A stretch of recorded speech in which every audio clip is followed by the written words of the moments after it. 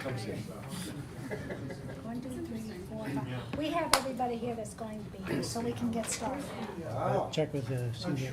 See that? Are you ready? Okay, they're ready. Okay.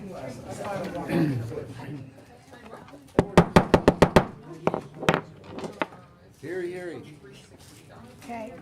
So I think, Ralph, for the work session, we're going to be discussing our retreat that's going to be happening in August, and so I think we'll just let Ralph lead it. Sure. I gave everyone a handout, kind of a summary of the results so far. Hello? For the work session, we're going to be discussing, You went inside the machine. I think we're getting some feedback from you, Randy.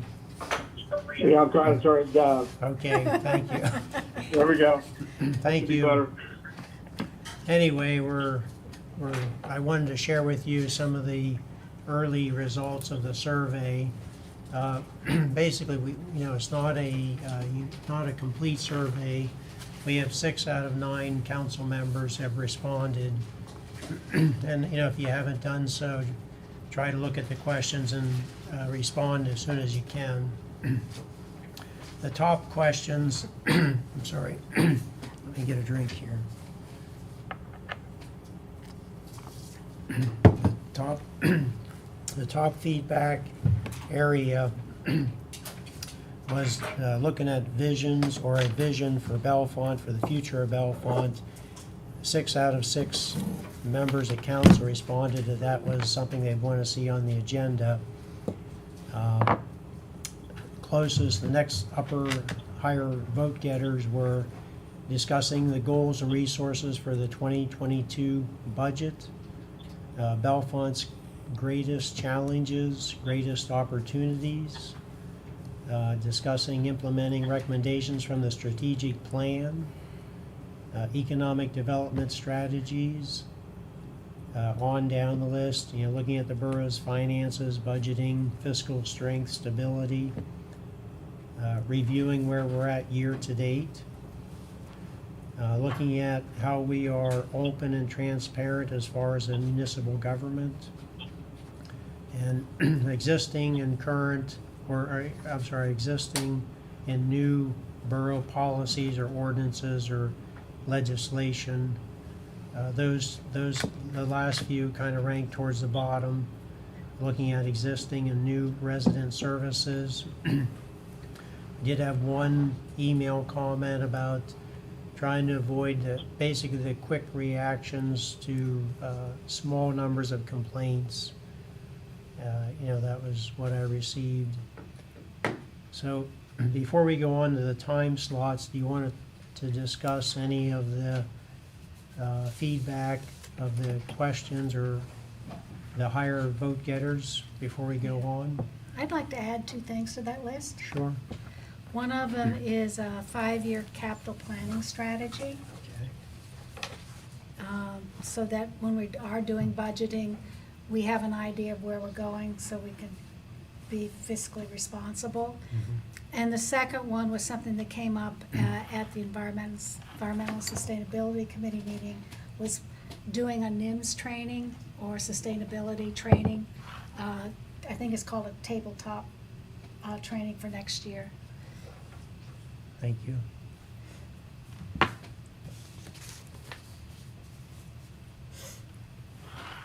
Any other thoughts? Our borough has not done this type of meeting retreat, but some have. Some have done it and do it on a regular basis. And all it is, I'm not trying to change the name or make it more than it is, but it's kind of like a focus session where we would focus on maybe 1 or 2 topics and try to spend an extra time that we usually don't have on a specific topic and try to see, where that leads. If we're working on the budget for next year, this is a good time because in the fall, we're busy looking at resources, and it's nice to know, well, what's our goals, what's our objectives, what are we trying to accomplish, so we try to meet the resources that we have in line with those goals and objectives. Similar, the vision is more of a little bit long-term look at Bellefonte. You know we do have some challenges, and we know we have probably some opportunities with development and major highways nearby. So there are many opportunities to look at, and how can we capitalize the most effective way in relation to those opportunities, or how can we try to lessen or avoid the challenges and difficulties that may be out there. What can we do to lessen the impact of those? Ralph? Yes. On this, in discussion with these topics, will we be focusing just on the borough function, or will we be focusing a little more holistic on the borough as, with economic development downtown? I mean, will there be, or are we just looking at our own business model? Well, we'll primarily focus on what is underneath the borough umbrella specifically. okay.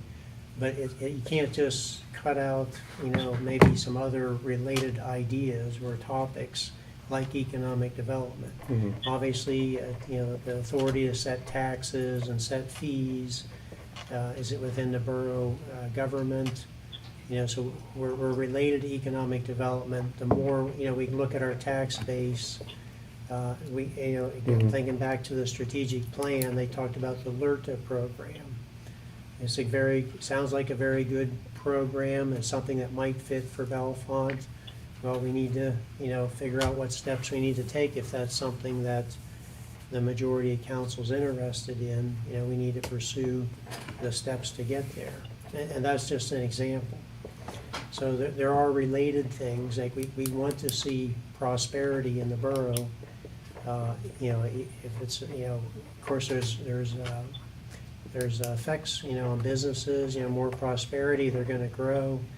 Maybe the match factory does a bit better in their development over there. The waterfront, of course, is on its way. So, it's related, but Yeah. as far as people in the room, I think we're focusing on elected officials and a couple of us staff members. Okay. Curiosity, does this Visions for the Future or the borough finances include the American Rescue Plan funding? Well, to what we know of, yes, and it can. I mean, there's no, yes and no. We're building the agenda right now and looking at feedback. What I thought was, once we got this initial response on your surveys, what kind of went to the top, we can certainly refine the questions, just as you were saying, Joanne.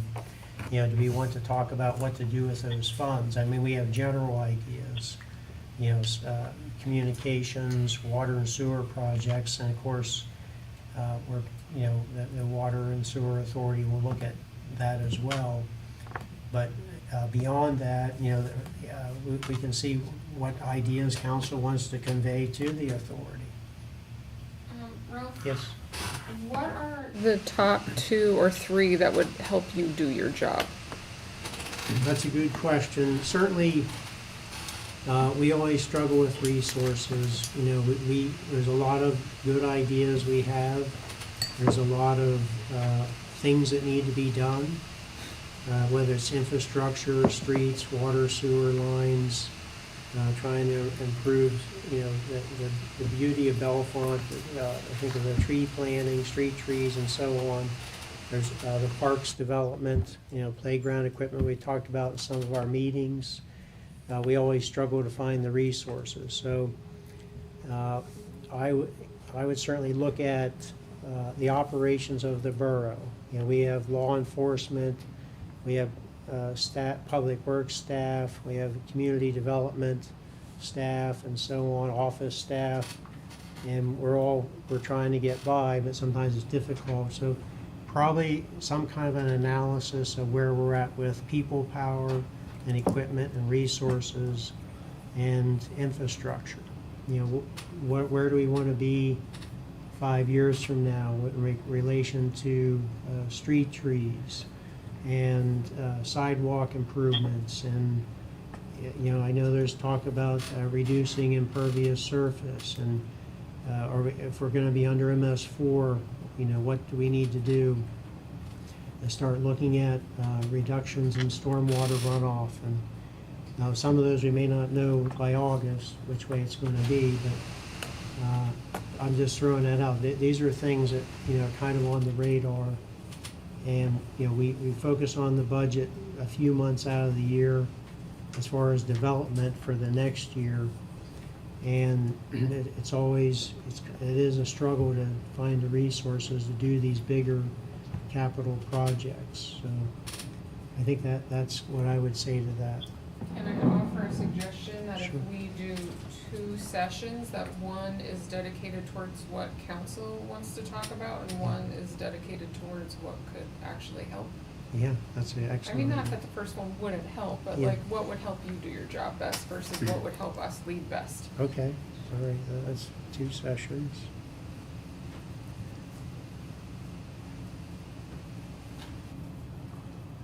I like that idea, Yeah. Melissa.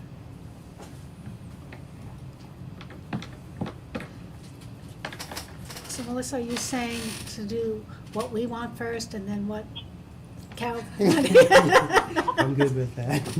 Either way, it doesn't matter. Whichever one, I mean, I would prefer the last one to be the one that's more fun. So there's something to look forward to, Okay. but, either or. Okay. So which do you think would be more fun? Well, I, you know, out of respect, I would say we do council first. I mean, that's how I think of things. I just have to say, the first time I ever heard anybody from council say it was fun.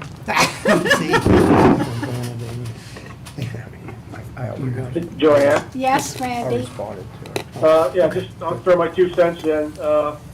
You know, the list was pretty extensive, and I think there's been other stuff added that maybe we haven't seen that Ralph may have received.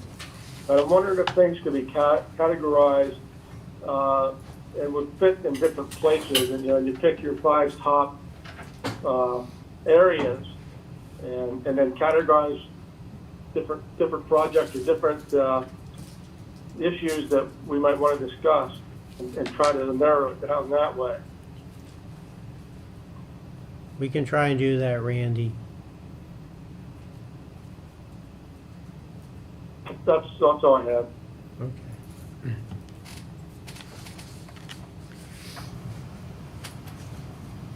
I think if we went that way, if you discussed Bellefonte's challenges and opportunities, like if we did a SWOT analysis in the Yeah, beginning, that would take care of visions for the future and greatest challenges and opportunities. Yes. And then from that, you would get number 2 and number 5. Yeah. Or number 6, I don't know. At least number 2 out of the way. Yeah. All right.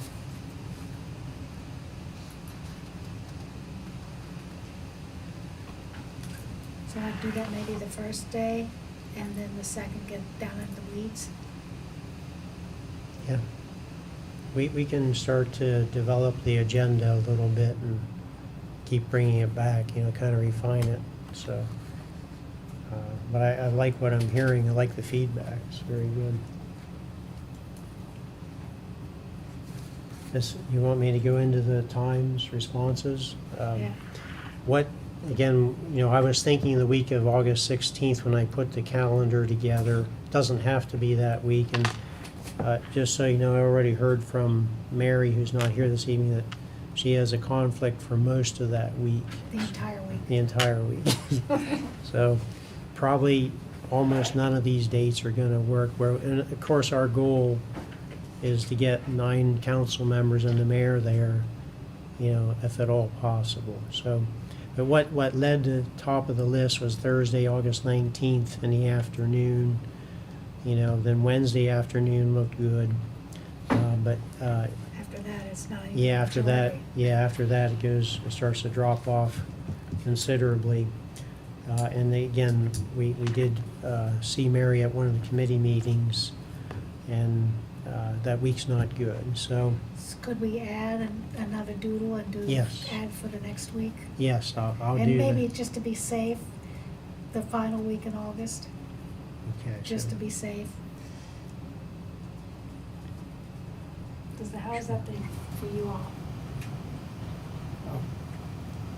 I'll be there when the majority can be there, unless it's a football game Saturday. That's when it is. I won't be there. Won't be there. I've got commitments. Yeah, all those days look good for me except Tuesday afternoons.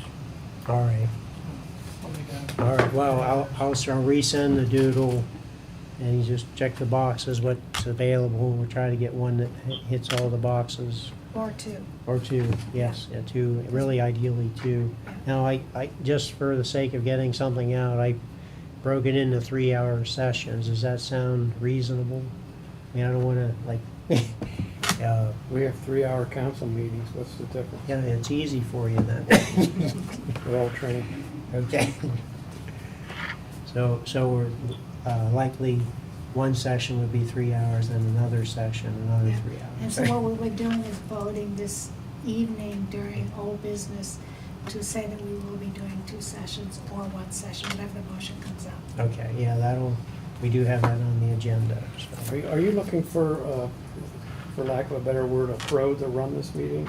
That's my That has preference. no bias as to That's who exactly they're gonna be called my on? preference, a facilitator. Yeah, Because I've participated in and I know maybe some of you have as well. It's much better if you have a non-biased, neutral facilitator just to help guide the discussion, put things up on the board, or Right. whatever. That's our goal. So we're looking for somebody. Who was the you know. facilitator we had when we did the fire prevention seminars? Well, Was he specialized in that or something? yeah, I think so. But, I mean, we have used some, we're trying to find, Penn State Cooperative Extension Yeah, does some of okay. this. So we're checking there right now. Gina, did you come across anybody? I did, yeah. We're checking dates. This week didn't work for the one facilitator, so moving it opens up some possibilities. Go ahead, Gina. Sure. So I've been in contact with a couple of people from Penn State Extension. So we're just working out the logistics and the times that you guys will meet. We're also looking simultaneously for a facilitator for the short-term rental ordinance meeting. So again, as Joanne had mentioned, Ralph, that actually the facilitator that we were talking with isn't available the week of the 16th, but certainly another one could be available from Penn State Extension if that's the only week that's available. So, yeah, I just emailed and talked to him today. Can't I guess recall are his we name off looking the top of my beyond head. the scope of Penn State facilitators? You know, They do like the SWOT analysis and so on, so if we give them, the background, the municipal, whatever data they would want. I mean, PSAB doesn't have recommendations for things. I didn't check with them. I just know in the past, when we talked about this a number of years ago, Penn State Cooperative Extension's name came up, but we certainly could go further. We're just trying to think of not too expensive and someone that's readily available. Right, Maybe I'm checking thinking both somebody PML that has no connection to us, that, Okay, PSAB and PML may Okay, have sure. good ideas. all right. That. Joanne? Yes, Randy?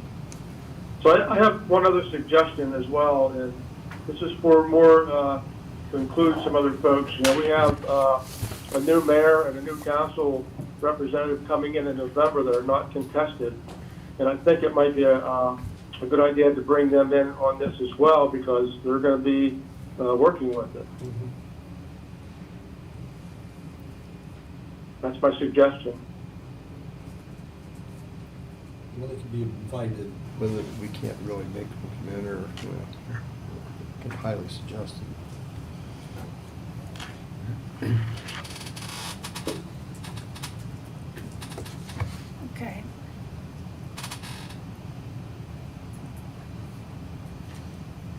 I have no problem with that. Okay. Just like the mayor said, Yeah. invite them if they want. If they want to come, fine. Yeah. I'll make a note if you want to formalize that or anything in the meeting. But I have notes here So maybe when we have the motion this evening for the two meetings, whoever makes the motion can also say, and we will invite those two people. We'll charge them. Will there be any sort of public vote or anything taking during this meeting?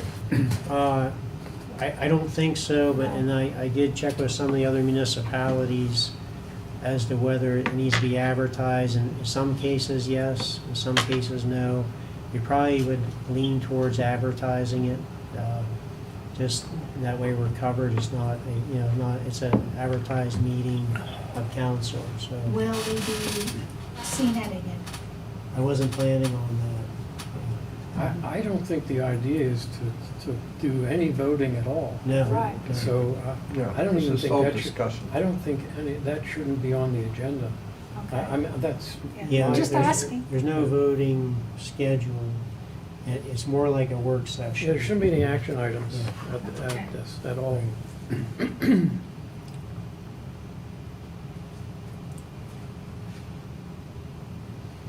I was just wondering if it would be helpful to the community if they could see what we were discussing, not that we were actually voting. I don't know that any, I don't know the sunshine rules, but I don't know, this is a training session, so. It's a development of, Yeah. goals and objectives. The solicitor may say it's not necessary, but may possibly err on the side of caution Yeah, and advertise it. And then if somebody wanted to set in, they could, wherever it's held. I'm not positive it's gonna be in this room, so Sure. we maybe talk to the facilitator, but, could be. We'd advertise where it is, when it is, and all that ahead of time.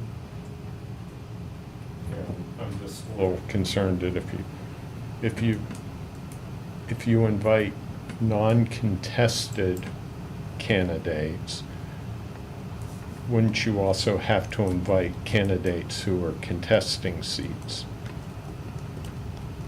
I think you'd open it up to the public. Now, whether you want involvement, that's a good question, John. Yeah, I'm just saying Yeah. that, like, you're parsing uncontested candidates with contested candidates by inviting just the uncontested.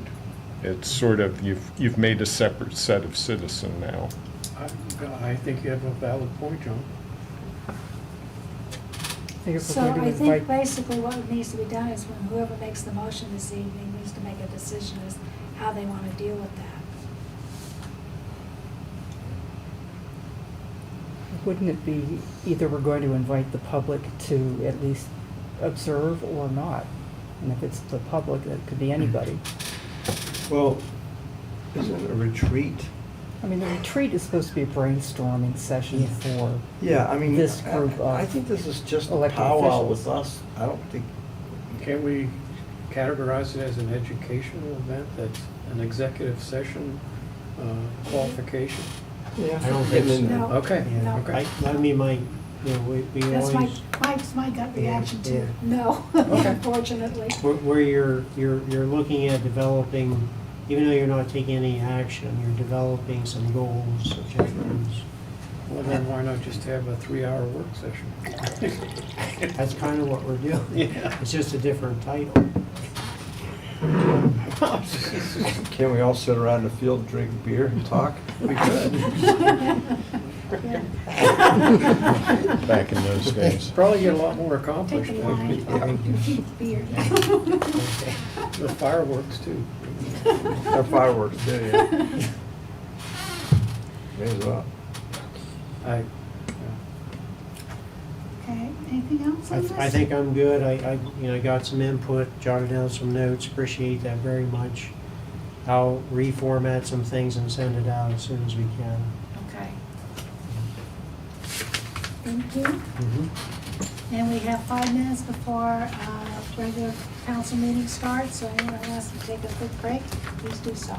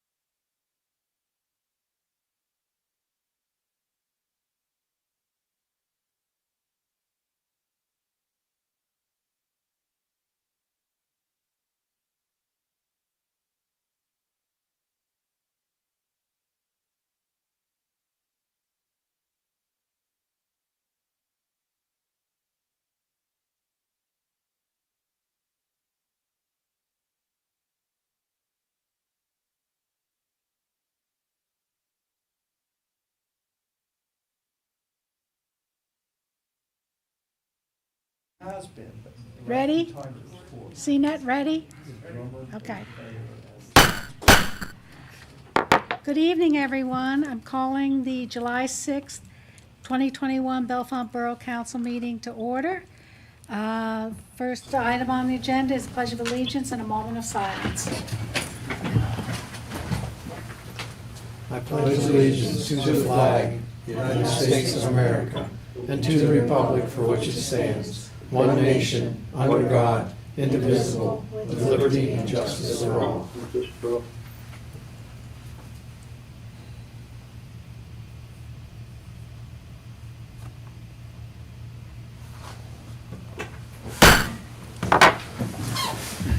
Roll call, please. Mr. Brackville? Here by phone. Okay, Ms. Abbott is excused. Mr. Eaton? Here. Ms. Lomboski? Here. Mr. Johnson? Present. Mr. Prendergast is also excused. Mr. Halderman? Present. Ms. Tosti Vasey? I'm here. Ms. Cleaton? Here, Mayor Wilson? Present. Approval of minutes. Do I have a motion and a second? I'll make a motion to approve the minutes. of I'll second. June 21st. Johnson and Eaton. Any changes? Seeing none, all in favor, please say aye. Aye. Aye. All opposed? So moved. There's nothing on the consent agenda unless somebody has something that we don't know about? Okay. So next we go to written communications. The first one is the Faith Center here in Bellefonte wants to do an annual walk 5K run on October 16th from 10 a.m. to 11. The run would start in Talleyrand Park, go on to South Potter Street, out to Broopsburg Road to where it hits 550. Then they would turn around and reverse the route back into the park. I think that's pretty much all the details. Of course, they would have to work with Spring Township, where then they cross over into the township. So, do we have a motion to conditionally approve with this event upon agreement So with moved. Spring? Second. Okay, so that's Halderman and Johnson.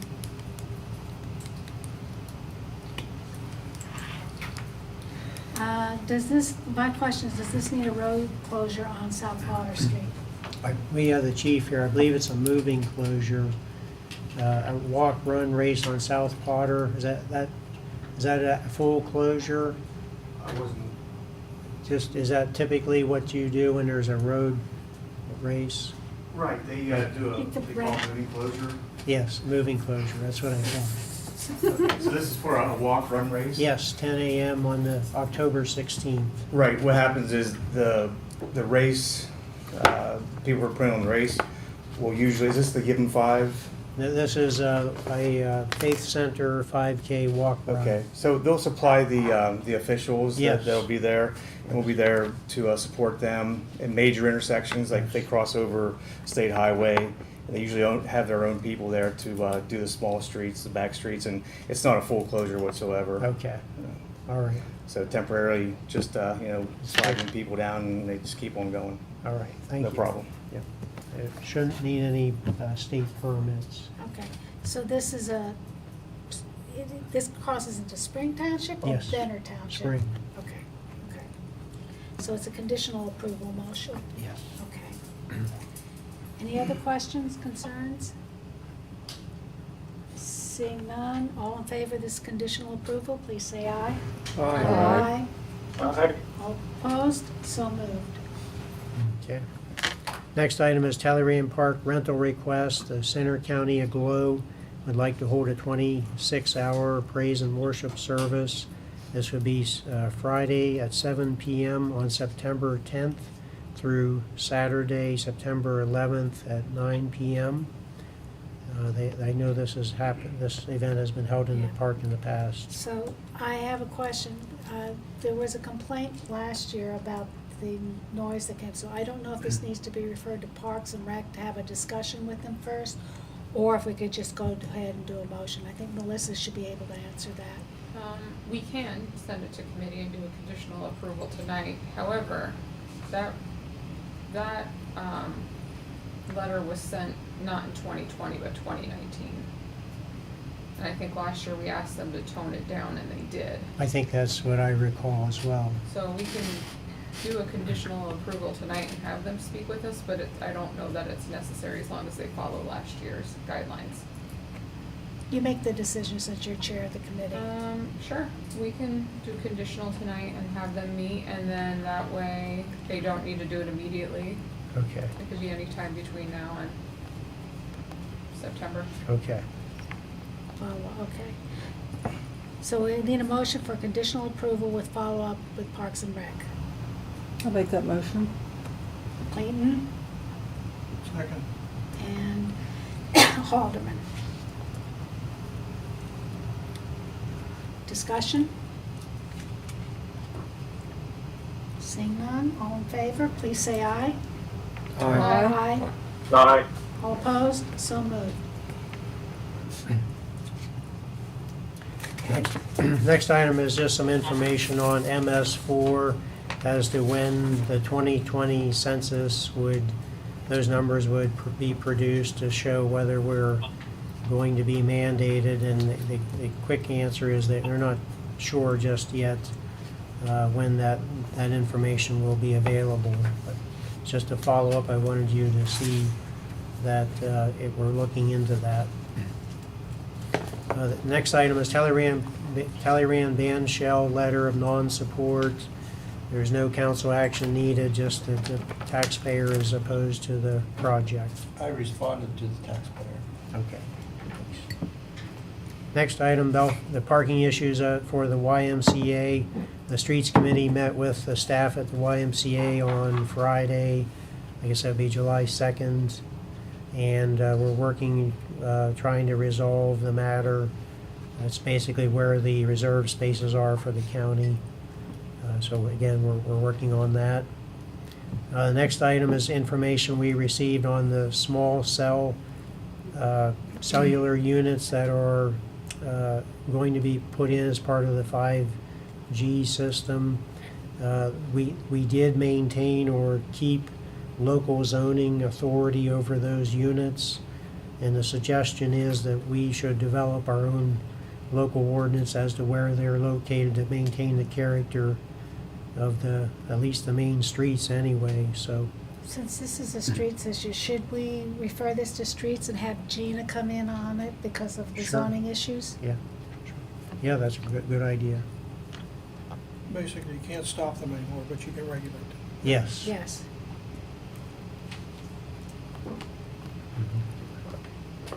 Okay.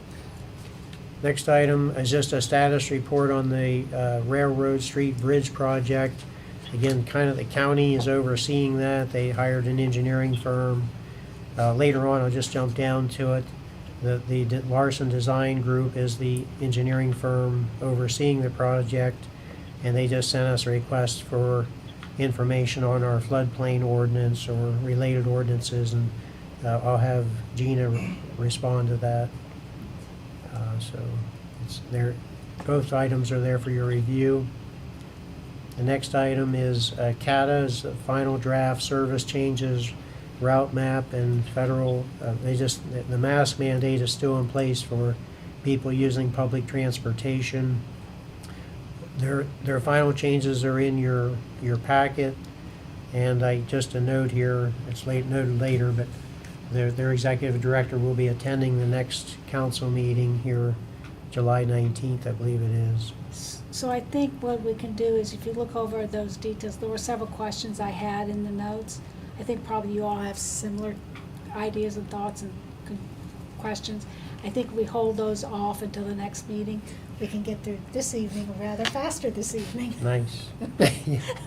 Okay. So yes, we'll keep moving here. Then the only other item that is at the table this evening that I would like to bring up is Downtown Bellefonte Incorporated sent us an email. They're planning to have these coffee chats, and their first one will be on Wednesday, July 14th, between 7:30 a.m. and 11:30 a.m. And they, in front of their business on South Allegheny Street, they'd like to have 2 meters bagged and put a Bee's Knees coffee truck there. The email did note that the business across the street isn't open at that point in time.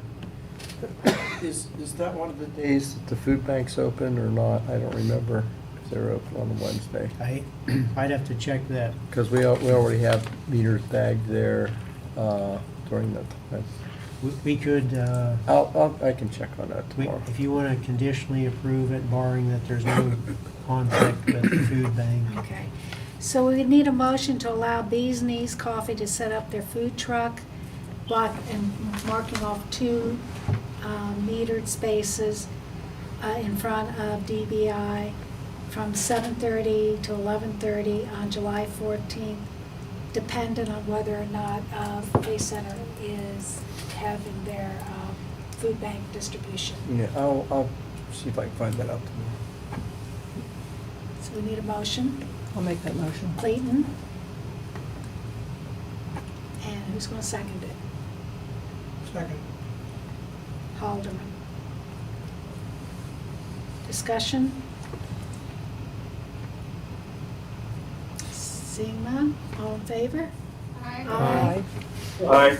All opposed? So moved. That's all I have underwritten. Okay. Then we'll move on. Does anybody else have any other written communications? Seeing none. Do we have any oral comments? I don't see it on the agenda, but we're supposed to.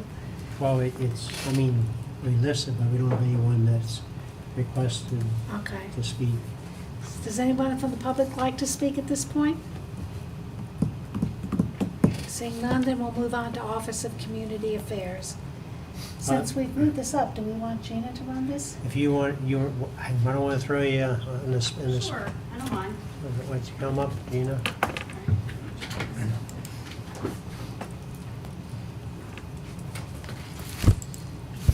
Under zoning and planning, the planning commission as well as HARB are in the process of reviewing the sign ordinance. So we will have some comments to council for that, and I guess to finalize if there's any revisions to the sign ordinance there. And then the next planning meeting is currently scheduled, for July 12th at 5 p.m. HARB has recommending approval for 311 South Spring Street, 251 North Allegheny Street, and 325 West High Street, which is My Buzz Cafe. So they're we need a requesting. motion for those 3 approvals. So moved. So moved, Rockville. Alderman and Brackville. Any discussion? Seeing none, all in favor, please say aye. Aye. Aye. All opposed? So moved. And then finally, there was an administrative approval for 145 West Lynn Street. I did send in the memo to council. I clarified the My Buzz Cafe discussion. Hopefully that helped, but I also wanted to be present here to answer any questions that you may have about that project and that process. I did mention in the memo that the project was not delayed at all because it still would have needed to wait until the June 21st council meeting before those plans could go over to Center Region Code, which is what they did the next day,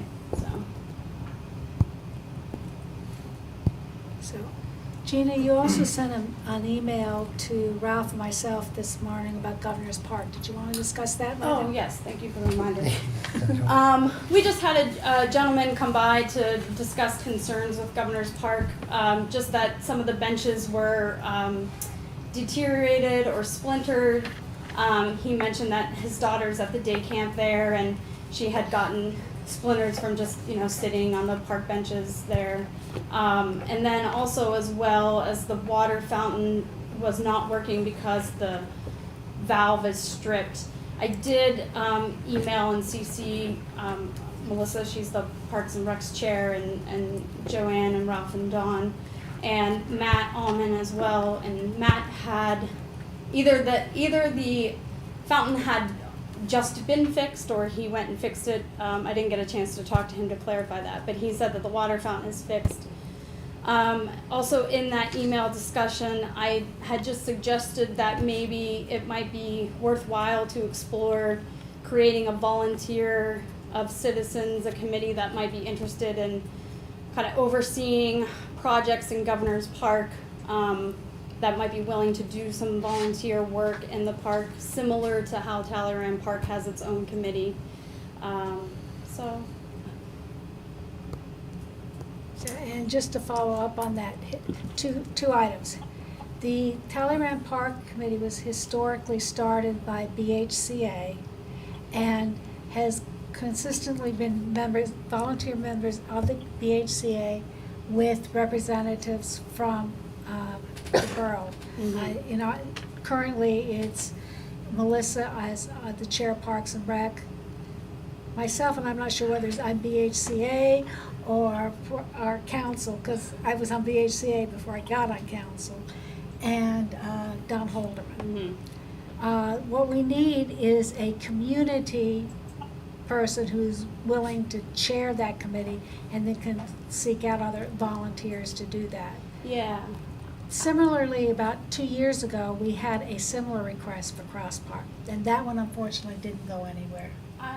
I do believe there is a committee for Cross Park, though. I thought that was something that was discussed in a Parks and Rec committee meeting, but. It was, but it never happened. Okay. Well, in regards to Governor's Park, I mean, I'd be willing to reach out to Sean Thompson and see if he might, I mean, he's obviously very connected to the park because of the YMCA, and I think that people that are participating in these summer camps and different youth programs know him, and so he might have some ideas about residents that might be interested in being on this committee, that have some vested interest in Governor's Park and are willing maybe to be on the lookout for repairs or offer to do some repairs. And so I'm willing to, I can certainly reach out to Sean and see if he knows of people, or Sean himself, but, That'd be great. yeah. Do you want to still explore the Cross Park Committee? I would say so. Yeah, that would be nice. Yeah.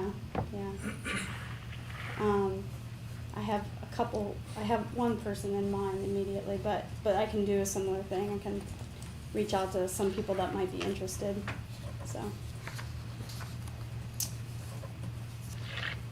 Great. Thank you, Gina. I really appreciate that. Yeah, you're welcome. Are there any other questions for me and my portion of Office of Community Affairs? I just want to comment that I appreciate your help or direction that you gave to Mr. Lingle, and getting that process through as quickly as possible. Sure. I apologize to him for the confusion that Yeah. may have occurred, but I really appreciate your help, and Yeah. Mr. Stewart. So I know Mr. Lingle was very appreciative, and he was willing to cooperate in any way that he could to get this process completed. Yeah. So thank you for your help. You're welcome. And my apologies for not being at the last council meeting, because I think I maybe could have cleared some stuff up then, and, in retrospect, obviously, I thought maybe it would have been better had I come, but, so, thank you. Well, and thank you for volunteering to be here at the meeting. It's very helpful. Yep, thank you. Appreciate that very much. She missed it.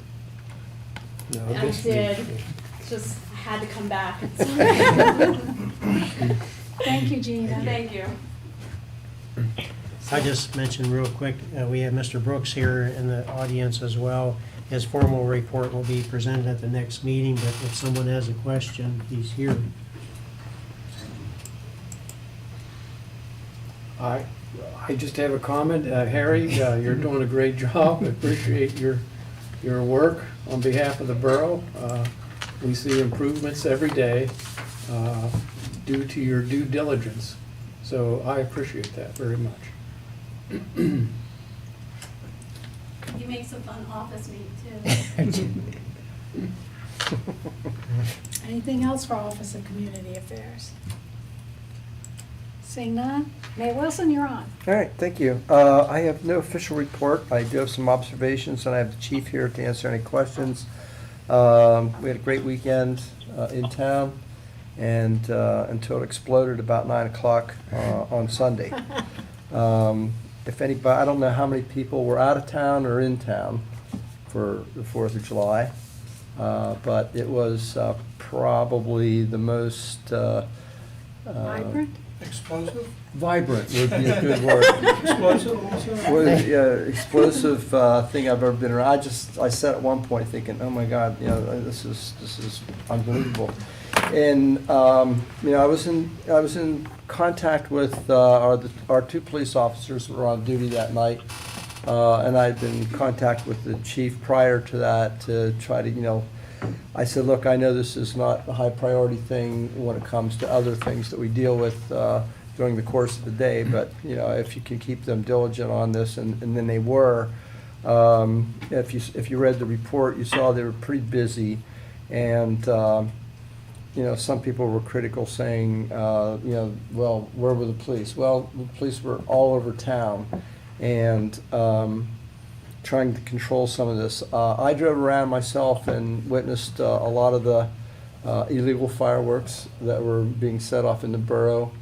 There were people out on the streets on Allegheny Street that I had to drive around, setting off flares and whatnot. But anyhow, the long and short of it is there is a very large contingency of people who wanted to come to the meeting, and I said, let's talk about it first.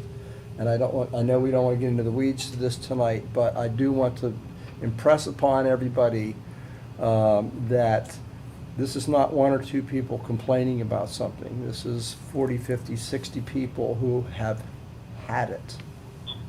And I don't know exactly what we can do, but I would suggest that we do everything within our power to discourage the ignition of fireworks within the borough. How that gets done, I don't care, but we got to do something. We can't just let it be. And the police were overrun. It was like Custer Little Bighorn. So if we have to put additional staff on during those days and pay overtime, then we just need to do it. Or if we can ban it, which I don't think we can, but if we can, that would be the best solution. But I'll let that up to the minds of council. So Sean, you want If to I come can up? have 5 minutes. Yes. The mayor's correct, it was pretty bad. So, and I can't get into a lot of the weeds, because I'll be up here for about a half hour tonight discussing it, but I do have a plan. And the way that we usually take care of disorderly conduct, noise complaints, nuisance calls, we always try to correct, inform, give the person a chance to, cease what they're doing. And, usually that takes care of it. Well, we didn't have any repeat. We had 1 repeat offender on this weekend, and he was cited. So you get the desired result. We didn't have any issues last night whatsoever. There was not a single peep. However, the problem is, what do we do next year? There might be 30 people that weren't warned and that are doing it again. So I think, in looking forward, is that we do adopt a zero tolerance policy prior to these big events. And discussing this with the district magistrate very briefly, that she suggests that, this firework, Title 35, under the firework provisions, is so specific as to weight of grams and weight of powder, and it gets really technical that you really have to have, a piece of the firework, the exact firework that was set off. For instance, you're allowed to have 55 grams of powder weight in a charge, of an aerial charge, of a canister, what we call mortars or canisters. Well, a percentage of that charge is a lift, is what gets it in the air, and you hear the thud. And then there's a boom, which is the rapport, which is a percentage of that weight of powder. And then there's a display, which is the, you know, the what you see. So an M80, the traditional, what we think an M80 on the ground, which has 0.055 grams of powder, is illegal on the ground.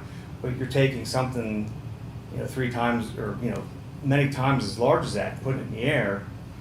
And what they do is they'll take a percentage of the display weight and put it into the rapport weight and cause a humongous, the ones that are shaking the rafters.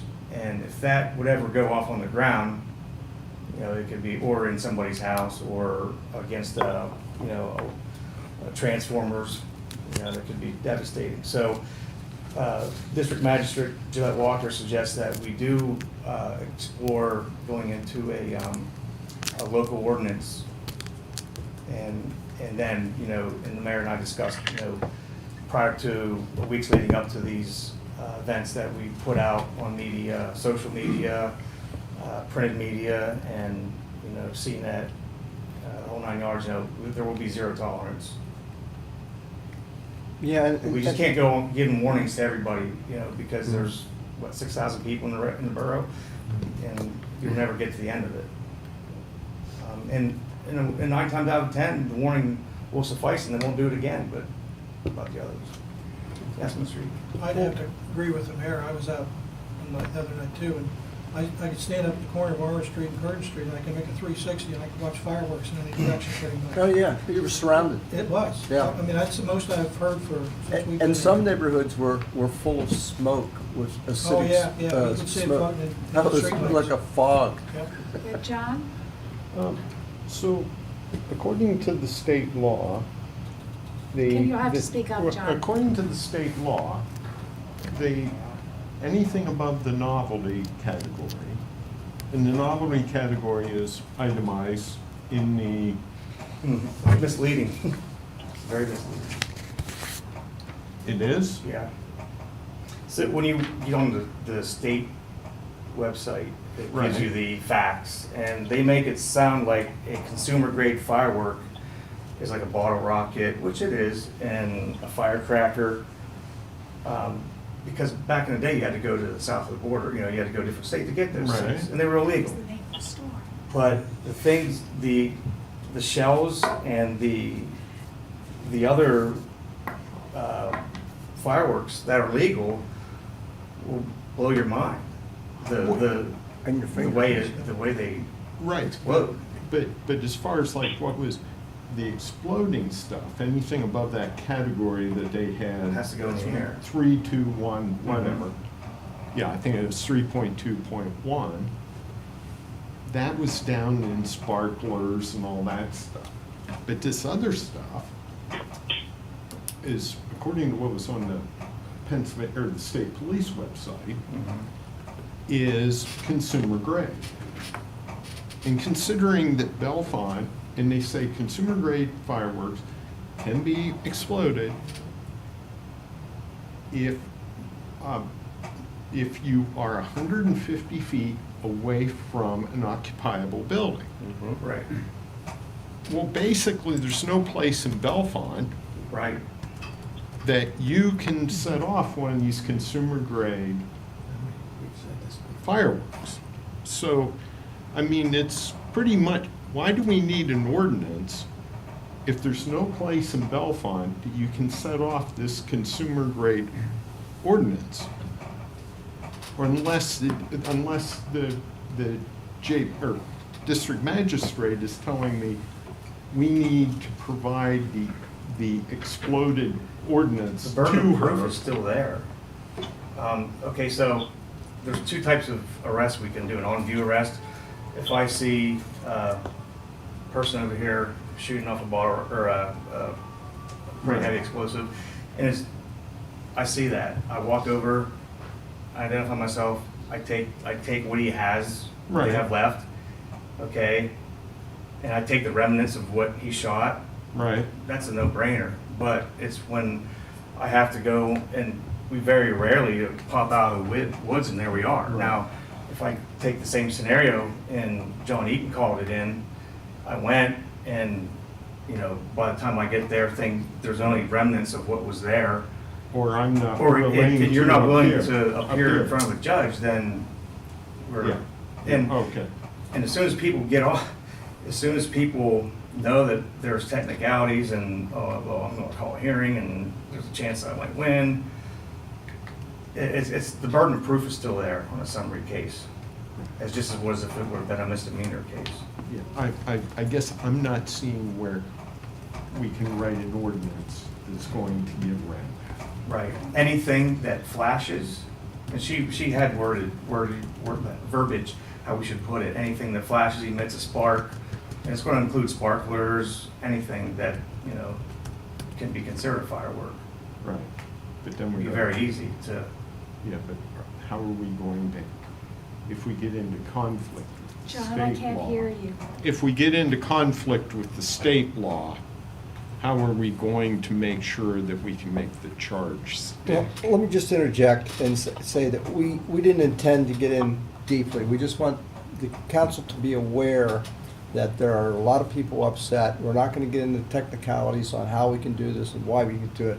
That's a discussion for another time, maybe even in the safety committee, and I would say that this is a safety issue.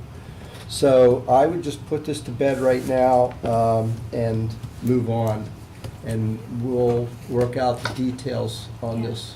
Randy's going to be discussing Yes. this when we get to the Yeah, and safety Randy committee. requested that we not get into the weeds. on I this. do have one comment, that the chief, that not only when you find the violator and you find the illegal product, you have to take the steps to store it where it's approved, not by the borough, but by, I don't know who approves it, but you have to take it to a safe magazine for storage, and I don't know where the closest. Okay, So well- we're into a jumbo of expense. Right. You can't just stick that in the trunk of the police cruiser and say, this is secure. Well, there is a league, yeah, and amongst all this stuff that was going off, there were, I guarantee you, there were some pyrotechnic level explosives, happening. Right. They're the ones that we can't store downstairs. Right. We can store the legal, that was being set off illegally, quite easily, but the professional grade stuff we can't. Yeah, and that means you taking it somewhere beyond the borough of Bellefonte and probably out of the county to store it in an approved magazine storage site, which is very expensive for us to do.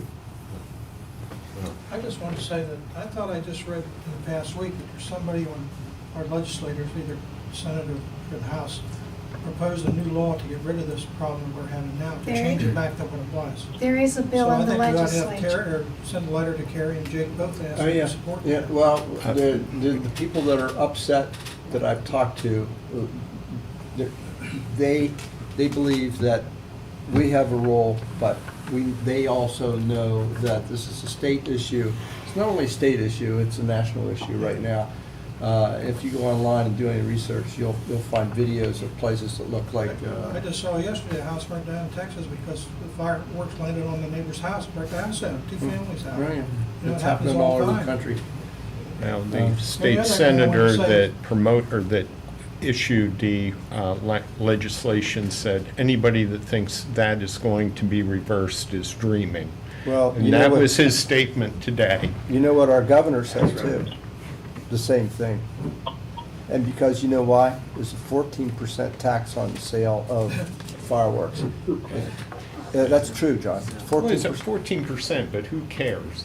Well, relative to what's apparently the going on. governor cares because he's not backing any of this. Well, Okay. it's true. Randy? Can I interject as a point of interest that, we weren't gonna get in the weeds, because we Yes. kind of dig our way out Here of we here. are, Yes. let's wrap it up. Yeah, I agree, Randy. Let's move on. I just wanted to say, you used to be able to get in the farmer's milk house on Jacksonville Road years ago.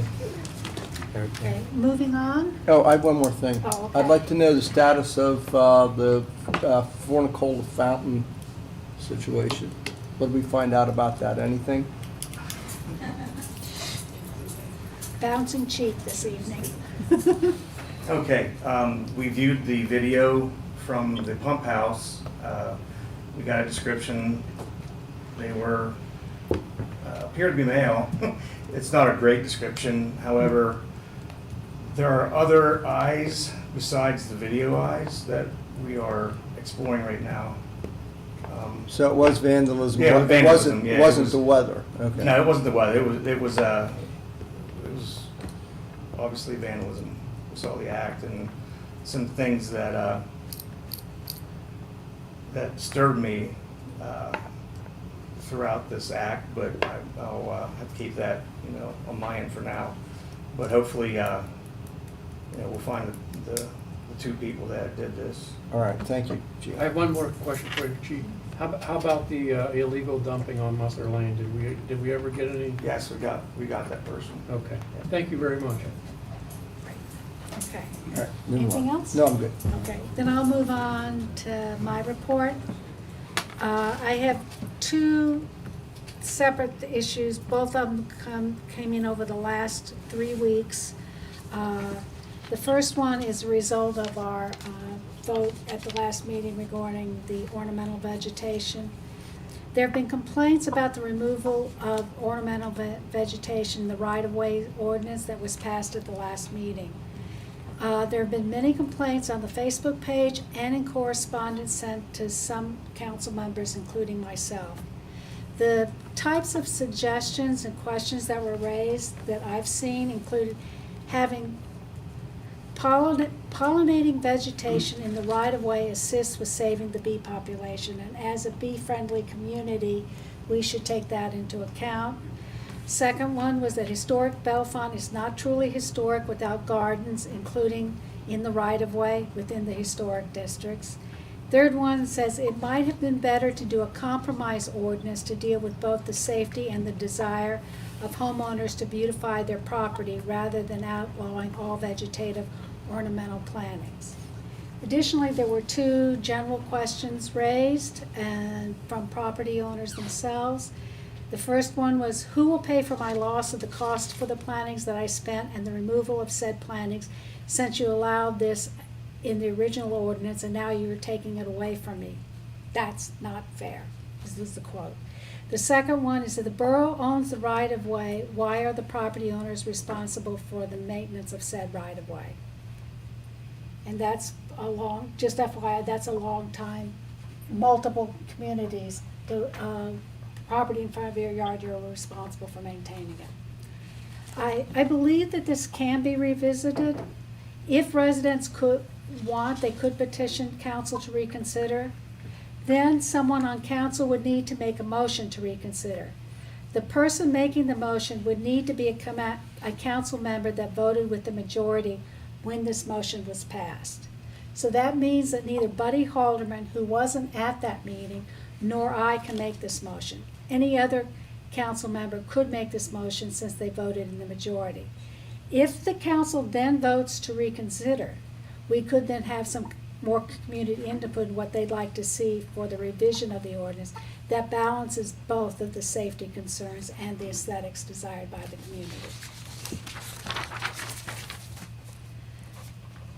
The second is a whole series of other concerns that were raised by residents and businesses that I received in the last 3 weeks. The first one was speeding near the elementary school. I contacted Sean about this.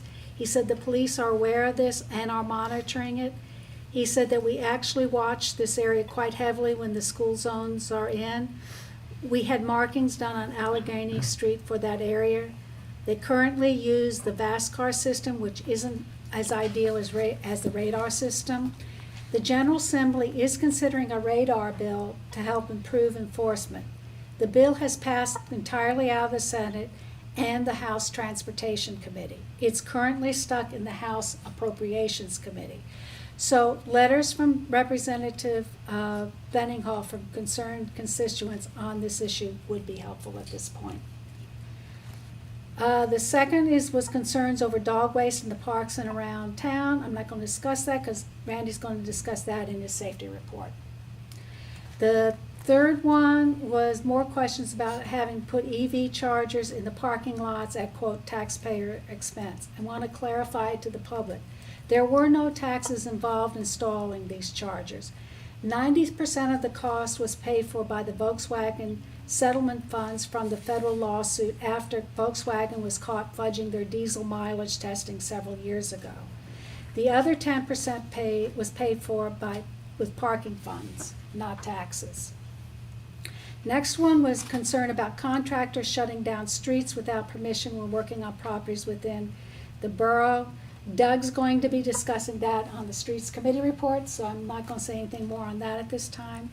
There was another concern about handicapped parking spaces on steep hills in town that don't comply with ADA slope requirements. Personally, I don't know how this can be addressed, as it was probably residents who live next to these spots on these hills who need this accommodation, but we could refer this to Streets Committee for review on how ADA spots are designated if the council so desires.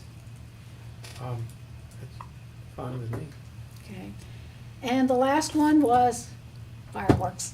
That's all I'm going to say. I have a couple comments here. Okay.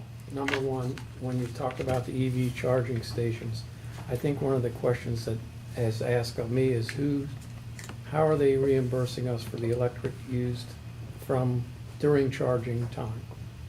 Do you have an answer to that? At this point,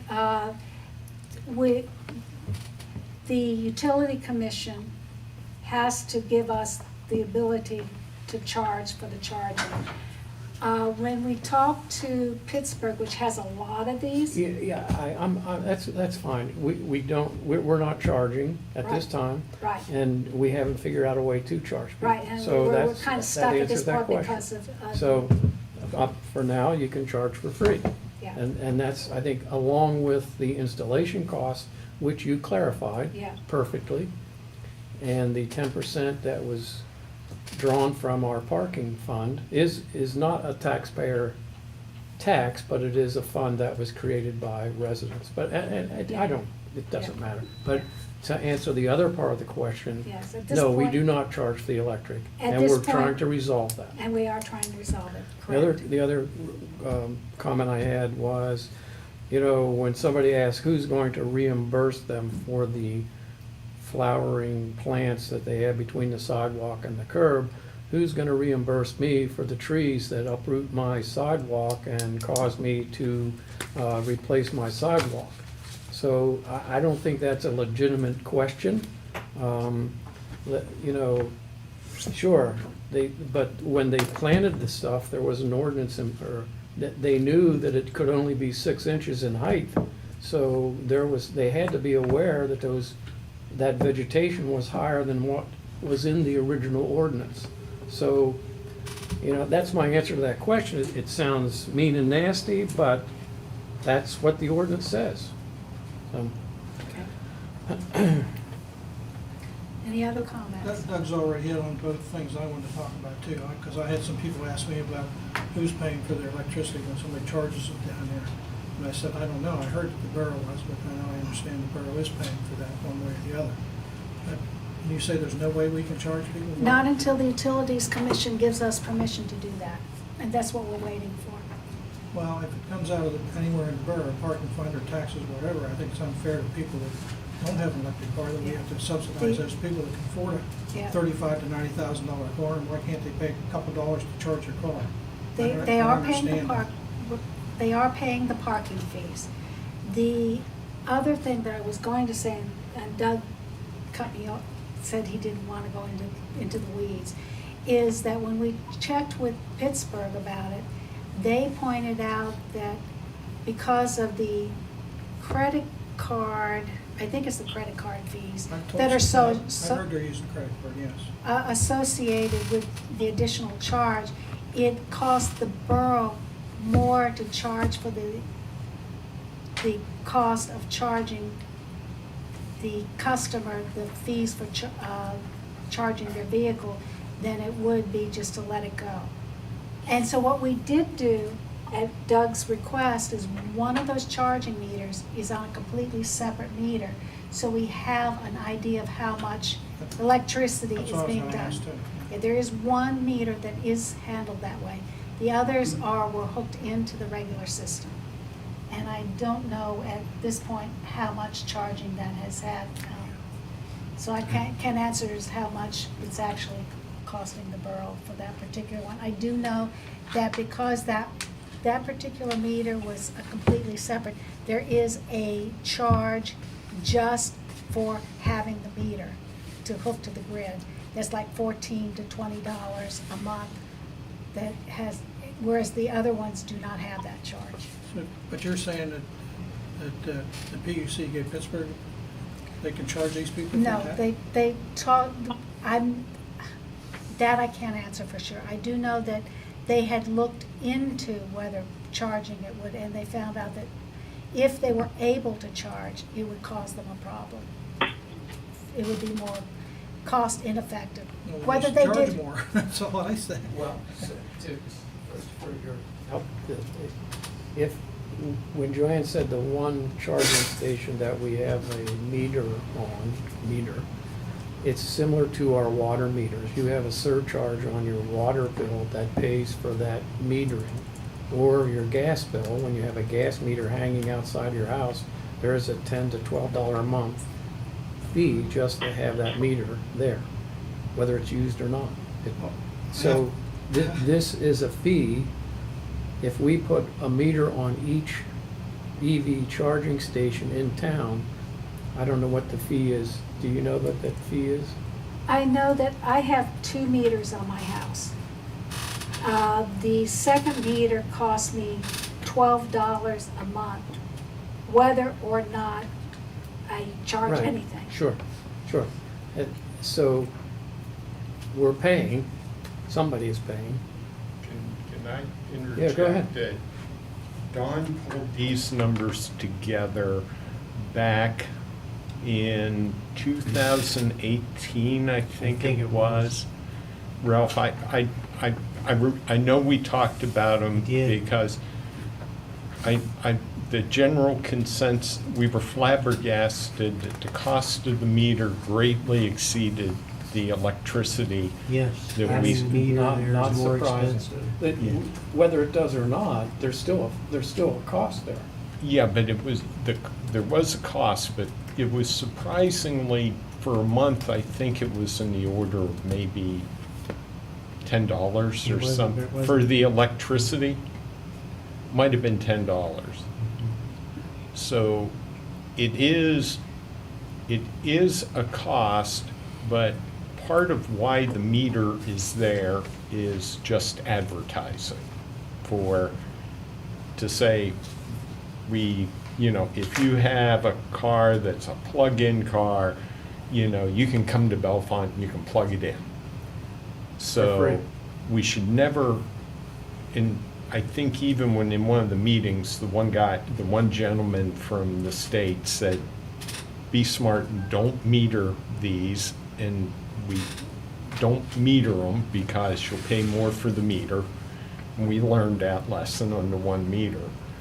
But yeah, I think if we get the numbers and we just tell people how much we're paying each month, I mean, it's fair to post that. But you're just advertising for that segment of the world that drives a plug-in car. So Either Ralph, way, is if you it, put them all on 1 meter, then you only got 1 meter charge in. You don't have to put one on You each. can't do that, Can't do but that. you can't, they have to be individually metered. Yeah. Yeah. Learn so something every Ralph, day. maybe to answer this question, you could have Don look at that electric bill Yeah. and see how much is it for us just having that meter Yeah. up separately, and how much additional cost there is for the electric I'm vehicles. happy to do that. It's been a couple of years, as John said. We're happy to revisit Yeah, that. yeah, it's a fair way. Yeah, Yeah. I mean, it's at 11 cents per kilowatt hour. I'm thinking there are 20 amp units down there, Joanne. 40 amp. Are they 40 I amp? think they're 40 I amp. believe so. So it might be someone, if they plug in there and they get a full charge for an hour, it's like 88 cents. Well, John, it doesn't matter what the cost is, it's free. And I think like Mr. Holman said, if you can afford a $70,000 to $80,000 car, not pay road taxes and fuel taxes, and get a free charge, Yeah. it's pretty nice. I Well, don't think that's fair to, Well, what happens if others. it's a $25,000 car? I beg your pardon? What if it's a $25,000 Nissan car? I'd like to see that invoice. Can I Yes, put a yes. point of order in here? Yes, Yeah. This is Go on. getting into Go. the Yeah, that's fine. Okay. I think there's something about that particular issue and another that came in some of the written correspondence, but anyway. Shall we move on to? I still have a comment on your other Okay. comment about the ordinance on vegetation. I did speak about it at one meeting we had on Zoom. I wasn't here at the last meeting. But I'd still like to express my concern of the vote denying the residents the opportunity to beautify their homes and enhance the streetscapes of the borough by planting flowering and colorful plantings in the space between the curb and the street. Not only helps the visual curb appeal of their homes, but it also gives visitors a feel that there's a pride of home ownership in the borough. And I'm not sure what the ordinance say, I was looking for it again. What do you do when there's no curb? Is that the same thing as the edge of the road? Is that the curb? What about if there's no flat area beside the curb? The comments I had, or listened to when I was here before, was they can't open the car door because there's vegetation.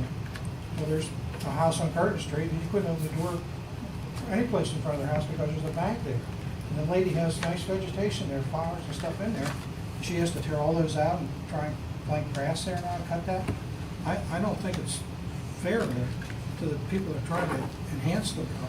I've had comments, people say they come into town, they want to drive our streets, they look at the houses, everything looks nice, they're beautiful. But here we're holding people back from additional, beautification of the property. So either way, and I understand the borough did get a lot of calls on this, but I'd urge the council to look at this again and try and reverse the ordinance or modify it back to what we have. So thank you. That's all I have. Anything else on my report? Seeing none, then Frank, you're up for building a property.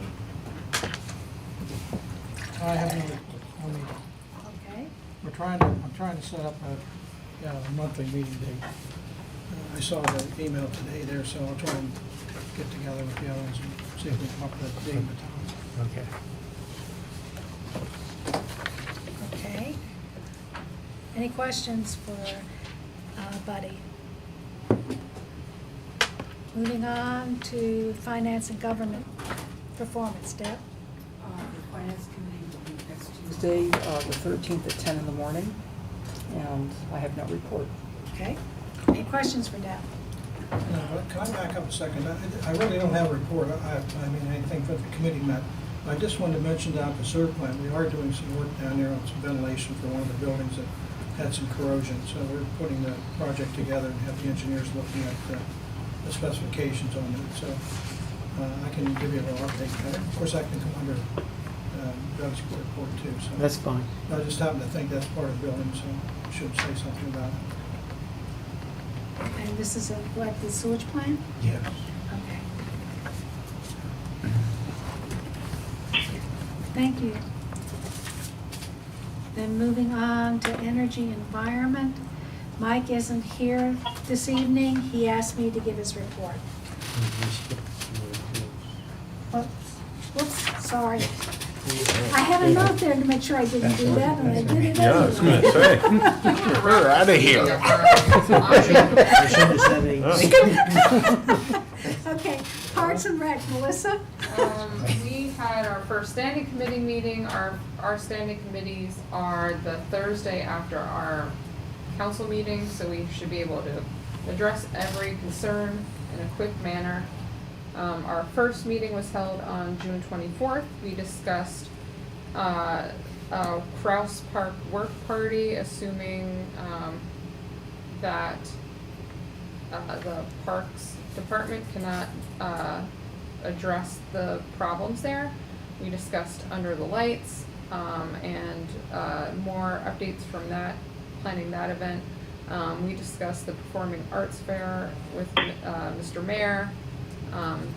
Those details may be shifting, and we discussed lighting the new pedestrian bridge in Talleyrand Park, and workshop some ideas to do that. And we also discussed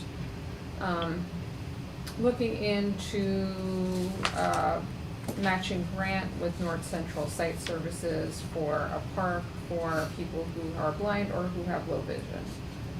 So it was a pretty good park meeting. I do have a note on here to approve the Music Fest on August 6th and 7th, but I feel like we're holding off on that. Moving the date on that. Moving the date, so that will be forthcoming and Hold till next meeting, in Yeah. other words. Okay. that is it for my committee. Okay, I do have one question for you. On the, under the lights, which is scheduled for September 3rd and 4th from noon to midnight each day, I don't recall in the meeting whether we discussed having when and how long Lamb Street would be closed between Water and Thomas Street. We did, it is noon till 10 p.m. Okay, noon to 10. Okay. And since you brought that up, I will just say that tickets for that event are going on sale July 19th if you are a member. If you're a DBI member, if you are not a DBI member, those tickets go on sale to the general public on Tuesday, July 20th at 10 a.m. online or at 5 p.m. in person. And how does one find these tickets? Go to downtownbellefonteinc.com. Do not ask me. I don't have any. Or you can meet us in Talleyrand Park. We're going to set up a table and just do them in the co-working space that DBI has set up down there. The Springboard co-working space under the eaves of Talleyrand Park Station, train station. Space of Talleyrand. Okay. I have a comment. Do you have any save me some tickets. You've always helped me in the past, thank you. I had Mr. Kraus called me, and he was extremely pleased with the cleanup of Kraus Park. And I wanted to pass that along to Mr. Stewart and the staff, so thank you for that. Thank you, Ralph, for facilitating that. I appreciate it. I have nothing further. Anything else for Parks and Rec? Seeing none. John, Human Resources? Yes, we had a Human Resources meeting on the 30th of July. June, sorry. Yeah, moving forward here. And we're discussing reviewing our harassment policies. They were sent to the solicitor, and there's no action at this time, but we have received the solicitor's recommendations, and we'll review them at the next meeting, HR meeting. However, I will not be at the HR meeting at the end of the month, so we have to plan around that. Are you asking that we move it? We could if you want. If we can move that, if you want to, we can move it to the following week. That week I have to be in Pittsburgh. Can you do that? Yes, I may double check with you just to make sure we get the right dates, but I'll do that. Yeah, so John, let him know when you can be, and then we can do the move around. That's all I have for Human Resources. Any questions for John? Seeing none. Randy, you want to do your safety report? Yeah, but did we do finance, or did I miss that? Yes, we did finance. Okay, I'm sorry, I just must not have heard that one. Okay, so under safety, the safety committee did not meet during June. We're waiting for estimates in relation to the issues that we've heard about and have had complaints over the Fifth Avenue area with the vultures. So we're looking at ways to address that issue, and hopefully those estimates come in soon. Bellefonte Fire Exec meeting held its executive meeting last month, the last Thursday of the month. Those minutes will come out once they're approved after the next exec committee meeting. The committee did approve Chief Lord to go ahead and start a search for a new chief vehicle. The vehicle that they have been using was the one that was stolen at one point. It was damaged in some vandalism. So it's got about 150,000 miles on it. So it's due. I guess a lot of rust on it too. And signage about fines for not cleaning up after dogs in the park. This was something we had discussed probably 1 or 2 meetings ago. Basically, the signs I don't think are going to change. Rob, you may have to correct me if I'm wrong, but the signage is not changing, but the fine is going to be there. It's basically just going to say up to $600. Randy, That's what was requested, as I recall. we are looking into what's available. That's a standard sign that includes fine language. And what we want to do is meet with you. I was thinking streets because you'll be there. And you clarify that you would like these throughout the borough. But anyway, Matt Allman, our Public Works Director, just today told me, that the standard option is far less money. If we customize what he can pull out of a catalog, because our fines are a little bit different, we're looking at custom signage, but we wanted to show you what was available. Would you be available at the Thursday streets meeting? Yeah, I was planning on joining that. Okay. Supposed to rain here anyway. Before we order anything, we just wanted to make sure we're on the same page, and of course we have the funds available and everything. But we're working on it. We have a couple of solutions. We wanted to show you in the committee meeting on Thursday where we're at with it. Okay, that works. Okay, good. Then my other comments would be related to the fireworks. There seems to be some misunderstanding throughout, but and this is, again, I don't want to get in and continue to keep revisiting it. But Bellefonte follows the state guidelines for fireworks. It's basically not an ordinance for us, but it's a policy, and we follow the state guidelines. We reviewed these issues 2 or 3 years ago when there were complaints made about the fireworks being set off, and the state guidelines include the distance that fireworks are to be able to be set off near a building, and I believe it's 150 feet. It is. That's correct. So if there's a blame to be put it on the Pennsylvania legislation. If you want to write a letter, write it to the Pennsylvania legislation. They're the ones who passed and approved commercial fireworks be available for just about everybody. There may be a limit as to the amount of what that is, but they still I think are considered commercial fireworks over what you are normally able to purchase. So this action that they have done by doing this approval created safety issues not only for Bellefonte, but I think for other communities in the state as well. So this is, when we talk about starting it in the local, this is starting it in the local and taking it back to the state legislation. So that, because I had heard too, I thought it was even last year, they were considering changing that bill back or doing something with it, and nothing's happened to it so far. So, we can point fingers all we want, but I think as far as, I think I do appreciate the chief sending out that information today as to the activity that the police went through and the amount of time that they spent chasing around the calls when people called in complaining or notifying them about the fireworks and where they were located. I think that helped, make people realize, okay, well, there is something going on.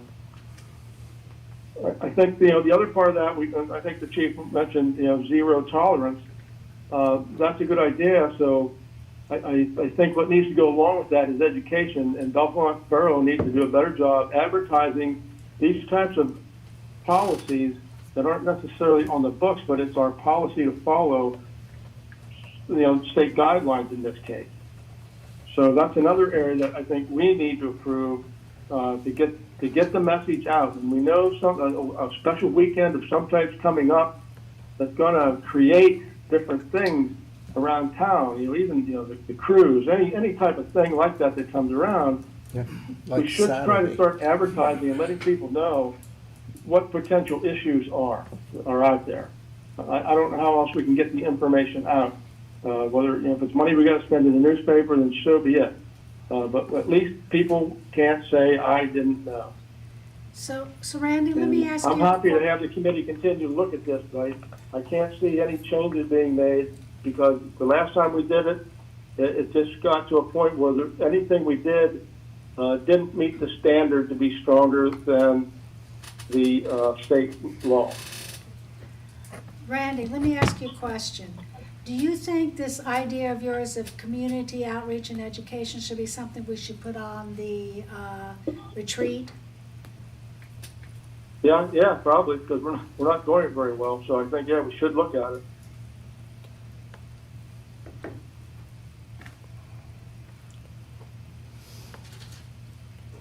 Any questions for Randy? Thank you, Randy. Thank you.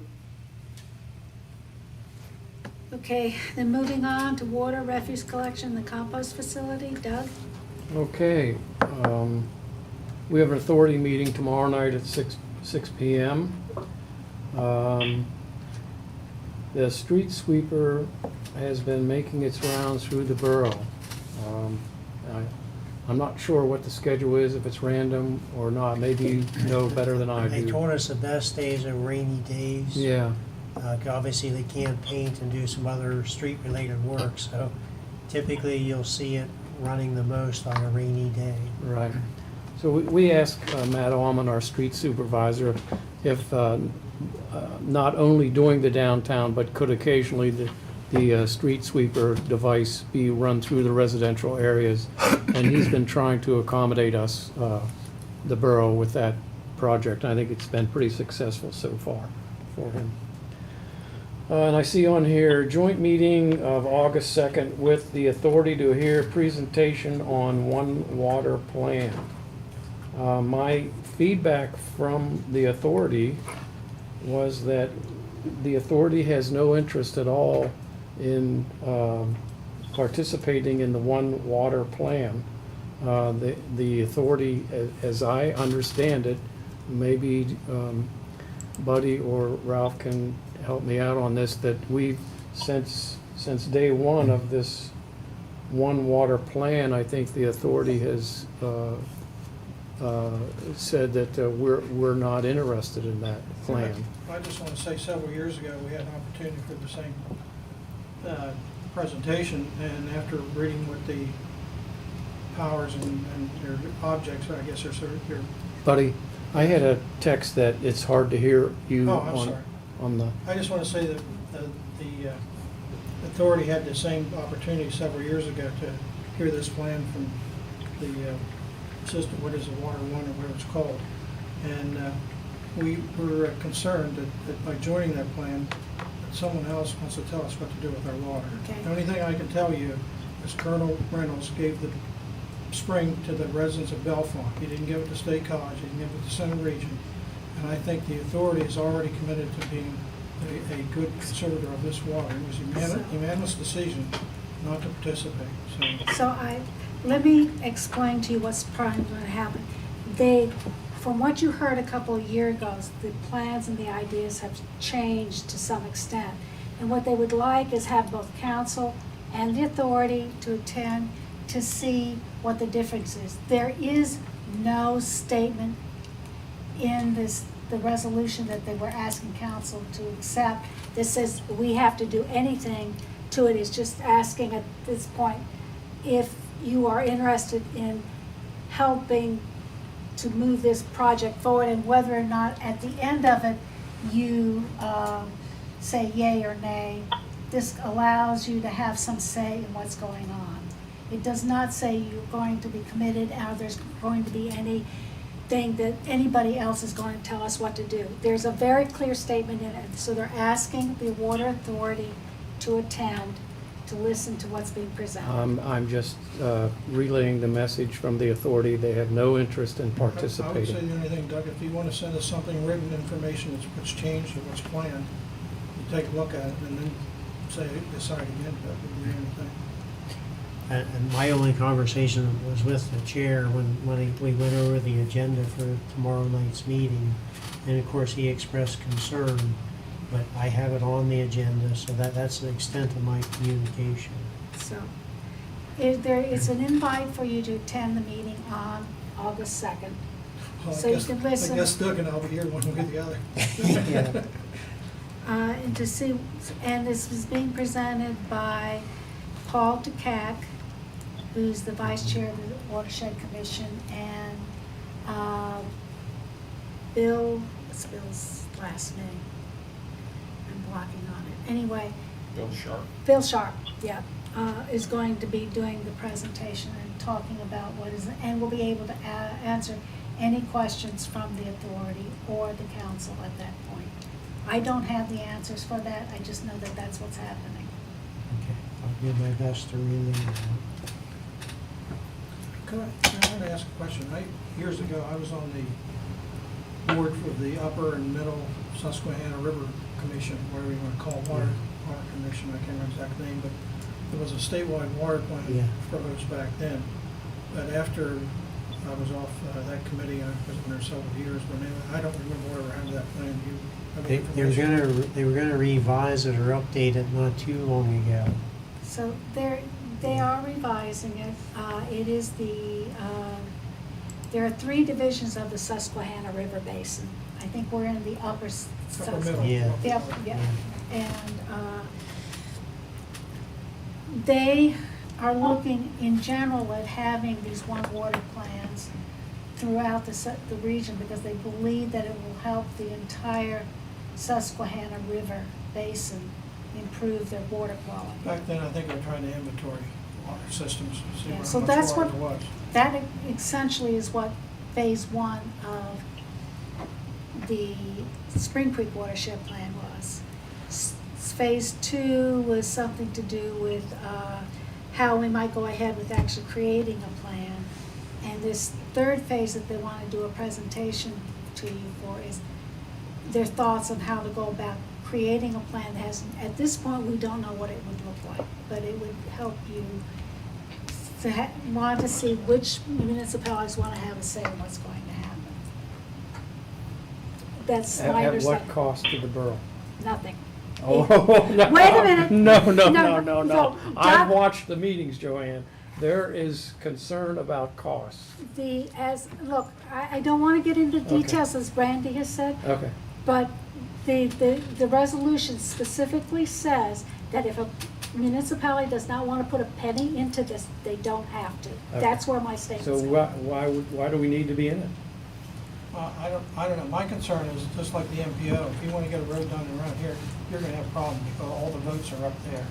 You see where the roads are paved, not in Bellefonte, they're paved in State College. That's my concern, is that somebody's going to come up with I think something. most of the Bellefonte residents would agree with you. Anyway, can we move on? Yep. Anything else? Didn't want to charge. So let's. Yes, we Okay. can move on. Do you have anything else for us? No, ma'am. Okay. Streets, Mary is not here. Doug has agreed to do Yeah, a report. thank you, Madam President. Several items on the sheet. We had some discussion. I'll keep them as brief as possible. I'm not going to go word for word, but we discussed South Allegheny Street between Logan and Crawford in order to widen the road. An easier and cheaper alternative would be to make spots on one side of the road parallel parking. Changing the angle of the spots on both sides of the road would eliminate 2 to 3 spots per side. Making the spots on one side parallel would eliminate 5 or 6 spots on the one side. It would also yield an additional 7 feet of driving space on this road. So preliminary observations and discussions with residents indicate that these spots are not heavily used and could be given up. More research is going to be done before this is brought before council for a resolution or a motion. And I might call on Mr. Brooks for an explanation on this one. I'll catch you off guard. There have been some complaints about the visibility at the intersection of Parkview Heights and Zion Road. Our nuisance code officer did some measurements there. Would you mind explaining, Harry, what you did during the committee meeting of how you proceeded with that? And the end product was we're going to basically repaint the white line that tells folks to stop where they're supposed to stop at the stop sign. So So basically, there's a safety standard for visibility at any intersection, whether it's controlled, uncontrolled, controlled by a red light, by a stop sign, etc. Within the borough ordinances are, and if you want me to explain it, I can. There is what's called a visibility or a sight triangle at each intersection. Our ordinances require a minimum of 25 feet of sight left and right at a controlled intersection. Obviously, we have some intersections where there are buildings and that doesn't allow for 25 feet, which we can't affect. But if there's shrubbery or parking or something else that's in the way of visibility, then we can affect that. So saying that, the rough measurement that I took, and it's probably on the conservative side, at the intersection of Parkview and Zion Road, there's 210 feet of visibility, and the borough ordinance only requires 25. And I think another place of concern was Blanchard and Bishop, and they are far, the visibility there far exceeds the 25 also. any questions for Mr. Brooks? Yeah, I just have one additional side triangle thing that I noticed when I was coming back home this afternoon. And it's at the intersection of North Spring and West Lynn. There is a shrub in front of the elementary Which school. direction are you going? Going north on North Spring Street. Okay. At that intersection, if you look to the right, there is a shrub in front of the elementary school that I had to pull out really far out to be able to see around to see if a car was I'll coming. take a look at it. That's one of the focuses that I've had recently on is people's shrubbery, that is either blocking sidewalks or blocking sight at controlled intersections, but I'll take a look at that. So, Yeah. having had mentioned that side triangle, I thought, I wonder if this is one of those problems. Yeah, buddy. While you're coming up North Spring, how about the corner of West Curtin and Spring, there's a shrub, if you're going to Curtin Street. So it would be on the Corner. southeast corner of that intersection. Yes, that plan's been there for years and years and years, and every year it seems to get a little bit bigger. And you get up there, and if you have a low car, you have to pull way out to see around that thing. You can see somebody coming up the hill. I have to check my records whether I've actually notified them yet on that or not, but if not, I'll take a look. It's bigger than it usually is on the weather or whatever. But I thought they kept it trimmed, but it's still pretty tough. Thank you. Thank you, Harry. Sure. Appreciate it very much. This is the good news on the streets report. Okay. We were having some issues with the Faith Center, with folks depositing goods on the weekend. And Ralph drafted a letter, sent it to them, and we met with them, and I think they came up with a resolution after some pressure from Borough Council and the Borough Administration. So they hung a sign A at nice the sign. entry door and removed their blue collection container. And by golly, I washed it over the weekend and not a darn thing was there. So congratulations to the Faith Center.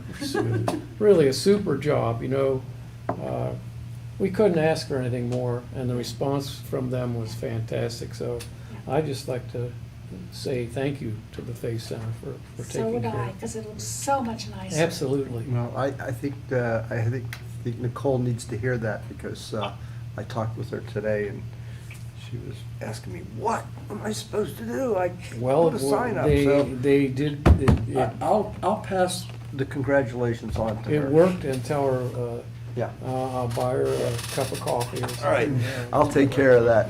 But No, she or somebody actually went in and they made the extra effort because some things were deposited Right. on Saturday afternoon. Yeah. And they made sure that it was cleaned up and out of there. I saw that. So, Right. yeah, they get kudos for You bet. even doing the extra. Yeah, you bet, yeah. they do. They do a lot of good for the community. Yes, they do. Yeah, so. So, as a council member, I think the rest of the council feels the same, that we're extremely pleased with your cooperation, helping us getting that cleaned up. Thanks again. I had one thing for streets, and I mentioned it to Mr. Stewart. At the top of Stony Batter, those, the curbing that somebody puts in there with steel spikes is deteriorated. Okay. So, Mr. Thank you. Well, if somebody gets a flat tire, we'll sure. Thank you, Harry. Thanks very much. This is going to require input from Chief Weaver. The police are going to craft a permit/application form process for requesting to close roads so that they are able to ensure that the proper safety precautions are taken. You want to have any comments for that, Sean? You'll have to come up to the podium. So Chief Weaver's working on that right now. So for the public's purpose, this is the problem we've been having with construction. Closures Closures. unannounced to the public. Correct. Yeah. Right, so basically there were three types of closures. One closure would be well in advance for a project or a block party, something that you would know months in advance or weeks in advance. That would come to council for approval. Excuse me. The second one would be for an emergency, either a public utility, water line breakage, that the borough staff members such as Dawn, Ralph, and myself would just grant that without going through any, issues or any permits. The last one would be for construction, like how Randy, if you remember a couple weeks ago, there was one of those where, no one applied for a permit and no one knew it was happening. So therefore, certain safety measures probably weren't being taken, proper signage put out, and notification to 911 that that road was going to be closed temporarily. So in all instances, there will be some kind of a form they need to fill out so that we can make sure that 911's notified, and the upstairs and downstairs and the public works know what's going on, so that we can monitor the like public works. They know, the road crew knows if someone's blocking a street and it's controlled by an intersection, there needs to be detour signs, and they know the proper state guidelines that are required to follow, and safety measures, and they would be reported to either upstairs management or myself. So it's a way to keep everybody on track, and it saves that there's a couple offenders that they think that they can block a certain alleyway or a lane every other week because they're having a lift come in and do this, or having something done every week. Well, this will hopefully maybe they can bring everything together at once and get it done quicker and block the streets less. So You mentioned lane chief, so if someone's gonna block just one lane. and any time that they create pedestrian traffic, especially if they block a sidewalk, Okay. you have to make sure that they have a proper lane for sidewalk safety, and they can't have a lift up overnight and have it properly marked. So as far as drafting up a form, we can use Yeah. something. Alyssa can Yes. figure that out. Yes.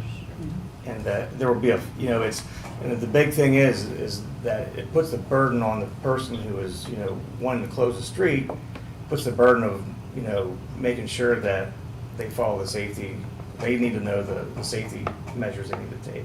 Right. And if they need our equipment, then, there'll be a fee, obviously, for the permit.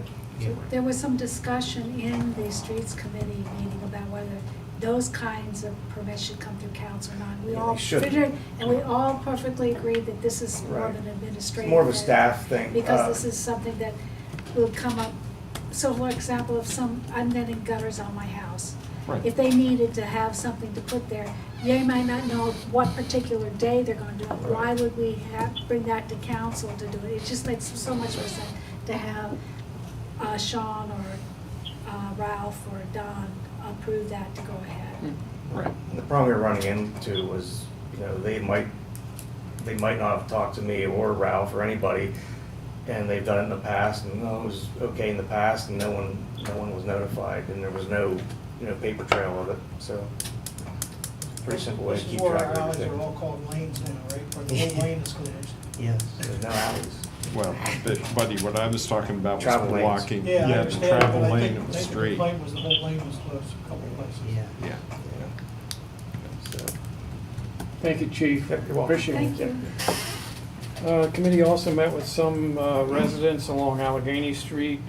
From the heavy rains, we're getting some flooding along Allegheny and Curtin, so we discussed it with our streets public works supervisor and our borough manager.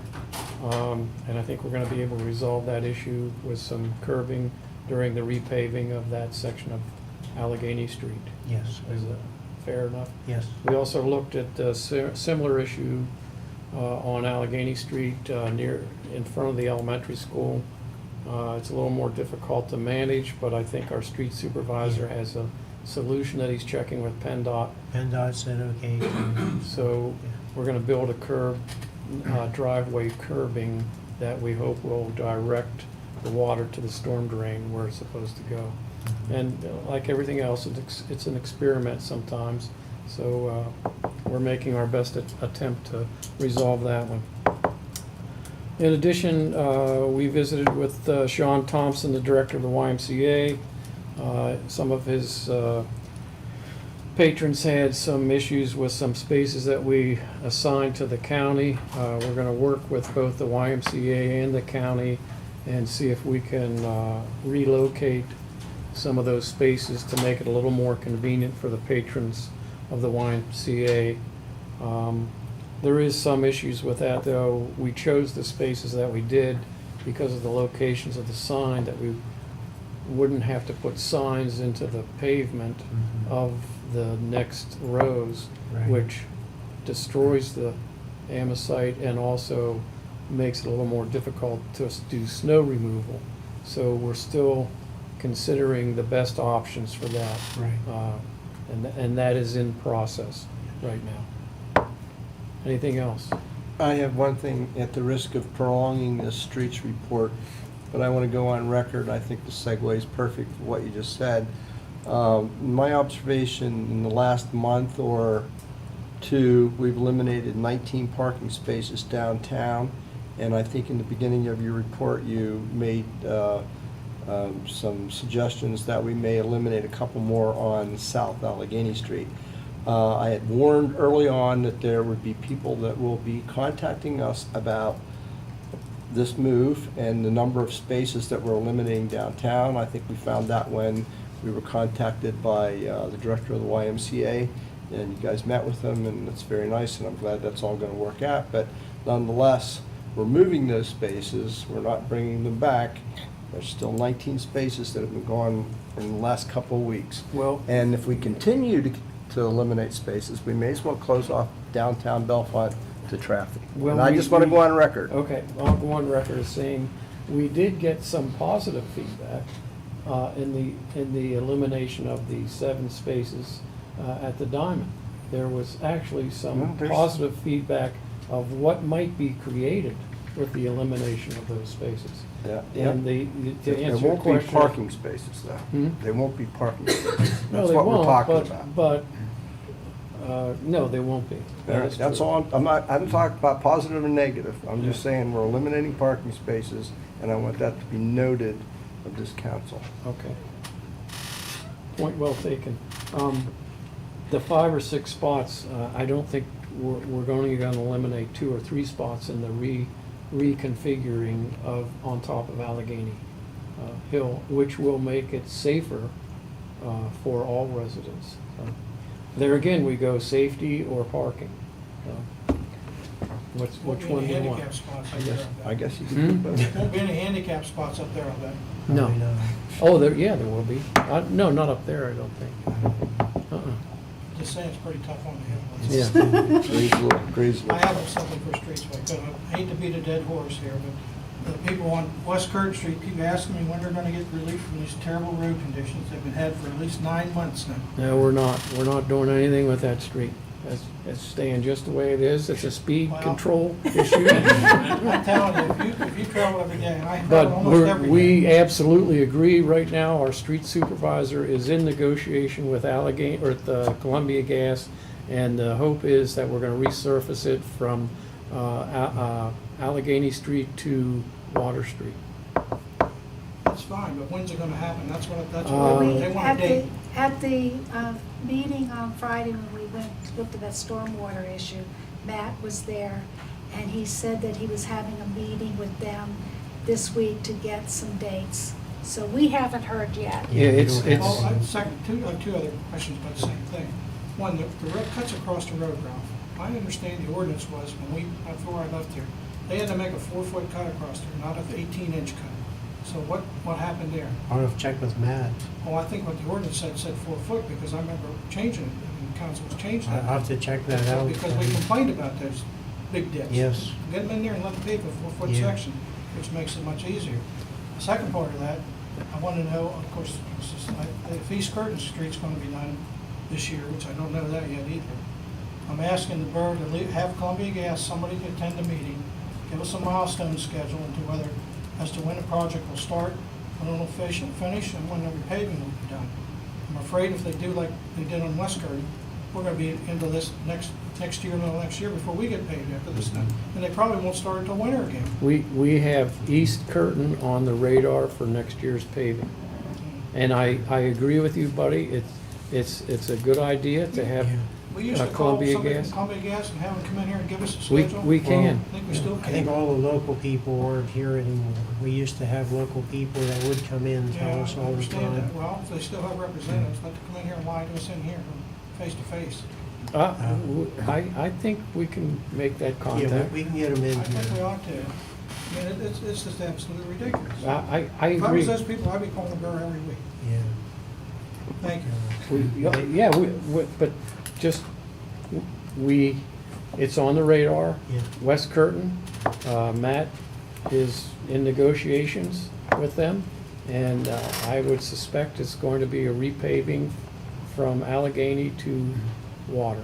Here's what I would like to do. I'd like to have the Streets Committee review the utility cut ordinance, because there's a lot of things in there that we follow. It may have changed, I don't know. Well, I know a normal permit has 6 months by the time they start to get the Okay, permit yeah. to restore. Maybe that's too long, but that's what's in the ordinance. I saw a couple weeks ago, they paved a couple of those big cuts. Yeah, they did. Filled those holes, but the cross cuts are still. Right. And Right. I don't know what you define as the start and the completion, Yeah. so if they, What they do is they use a company that does the excavation, gas line work, and they use another company to do the restoration. And there is a timeline in between there, but let's review it at Sure. the streets meeting and go from there. I think it's a great suggestion. We Ralph. shouldn't have let these people wait that long Yeah. to get the road paved like that. We all agree, we Yeah, do. I don't think there's anyone who disagrees. Thank you. That completes my report, Madam Chairman, or Chairperson. What is the proper one? Chair? Chairperson works, or Okay. chair, Madam Okay. Chair, I don't Okay. care. All right, thank you. Any other comments or questions on streets? Now I'll flip backwards. Now it's your turn. Now it's my turn. Since Mike Prendergast isn't here this evening, he asked me to give his report. We met on June 30th. It was a very popular day. Ralph and Kevin Abbott are gathering information on a community solar cooperative program that was brought to the attention of the committee by Kevin. We've asked the PSU Sustainability Program to get us a new intern back to finish the digital copying of the historical maps, records, etc. And Ralph did contact Ilona, and she is working on this at this point.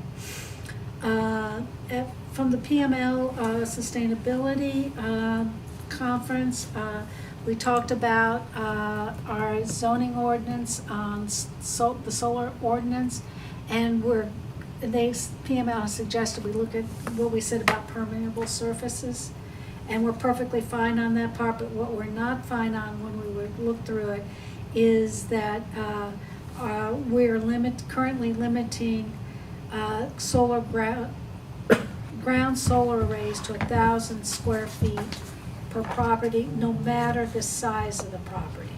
So, for example, if the school district wanted to put ground solar arrays, they could only put a 10-foot by 100-foot solar array, and that would not help them out. So what we're looking at is, Ralph is looking at language to try and redraft this amendment to make it more appropriate for the size of the property.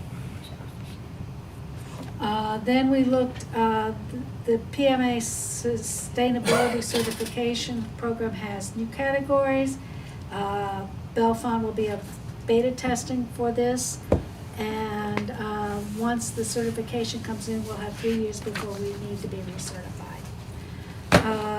We also discussed PML's Soul Smart program, which is a pre-performance certification program that looks at municipal zoning, permitting, etc. Basically what it would do is do all those upfront costs to reduce any costs overall, so that we would actually reduce the overall cost of a project should we go forward with solar installations. Ralph is contacting Jim Price at Sustainable Pittsburgh for more information on this, and we'll invite him to a future meeting. And we're planning on attending a webinar on July 13th to get more information about this program. We also discussed the PML Community Resiliency Building Workshop that Gina and I both went to. And as a result of that, Ralph suggested that we do a NIMS training next year. It's an emergency training program. So that was what I mentioned earlier this evening in the work session.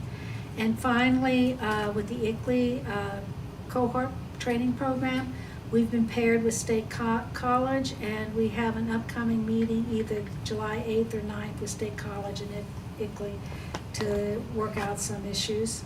And we need to craft our sustainability board. Ralph is checking with Pam Adams with the Center Region COG to see how they set theirs up in terms of board member qualifications, documents, etc. And Kevin is looking to assist with the ordinance, and we'll seek out a sustainability expert to assist us with drafting the ordinance like we did when we drafted the solar ordinance. That's Mary's report. Any questions? Yeah. Yes, I have a question about the ground solar array installation, since they seem to be on the radar for a couple of properties in the borough. Looking at the zoning map, the borough is essentially residential, and some of these arrays are going into areas that are zoned R2 or proposed to be put into R2. Are they considered an energy generating facility? How does that work into an R2 zone? And would there need to be a permitted use variance for these? I don't think they're looked at as something that's out of the ordinary, maybe an accessory use. I don't think a variance is needed or anything like that. Yeah, I'm not thinking necessarily in terms of a residence, but I'm thinking about Hyde Park and the Undine property. I know there was mention of an array up there. Yeah, there was.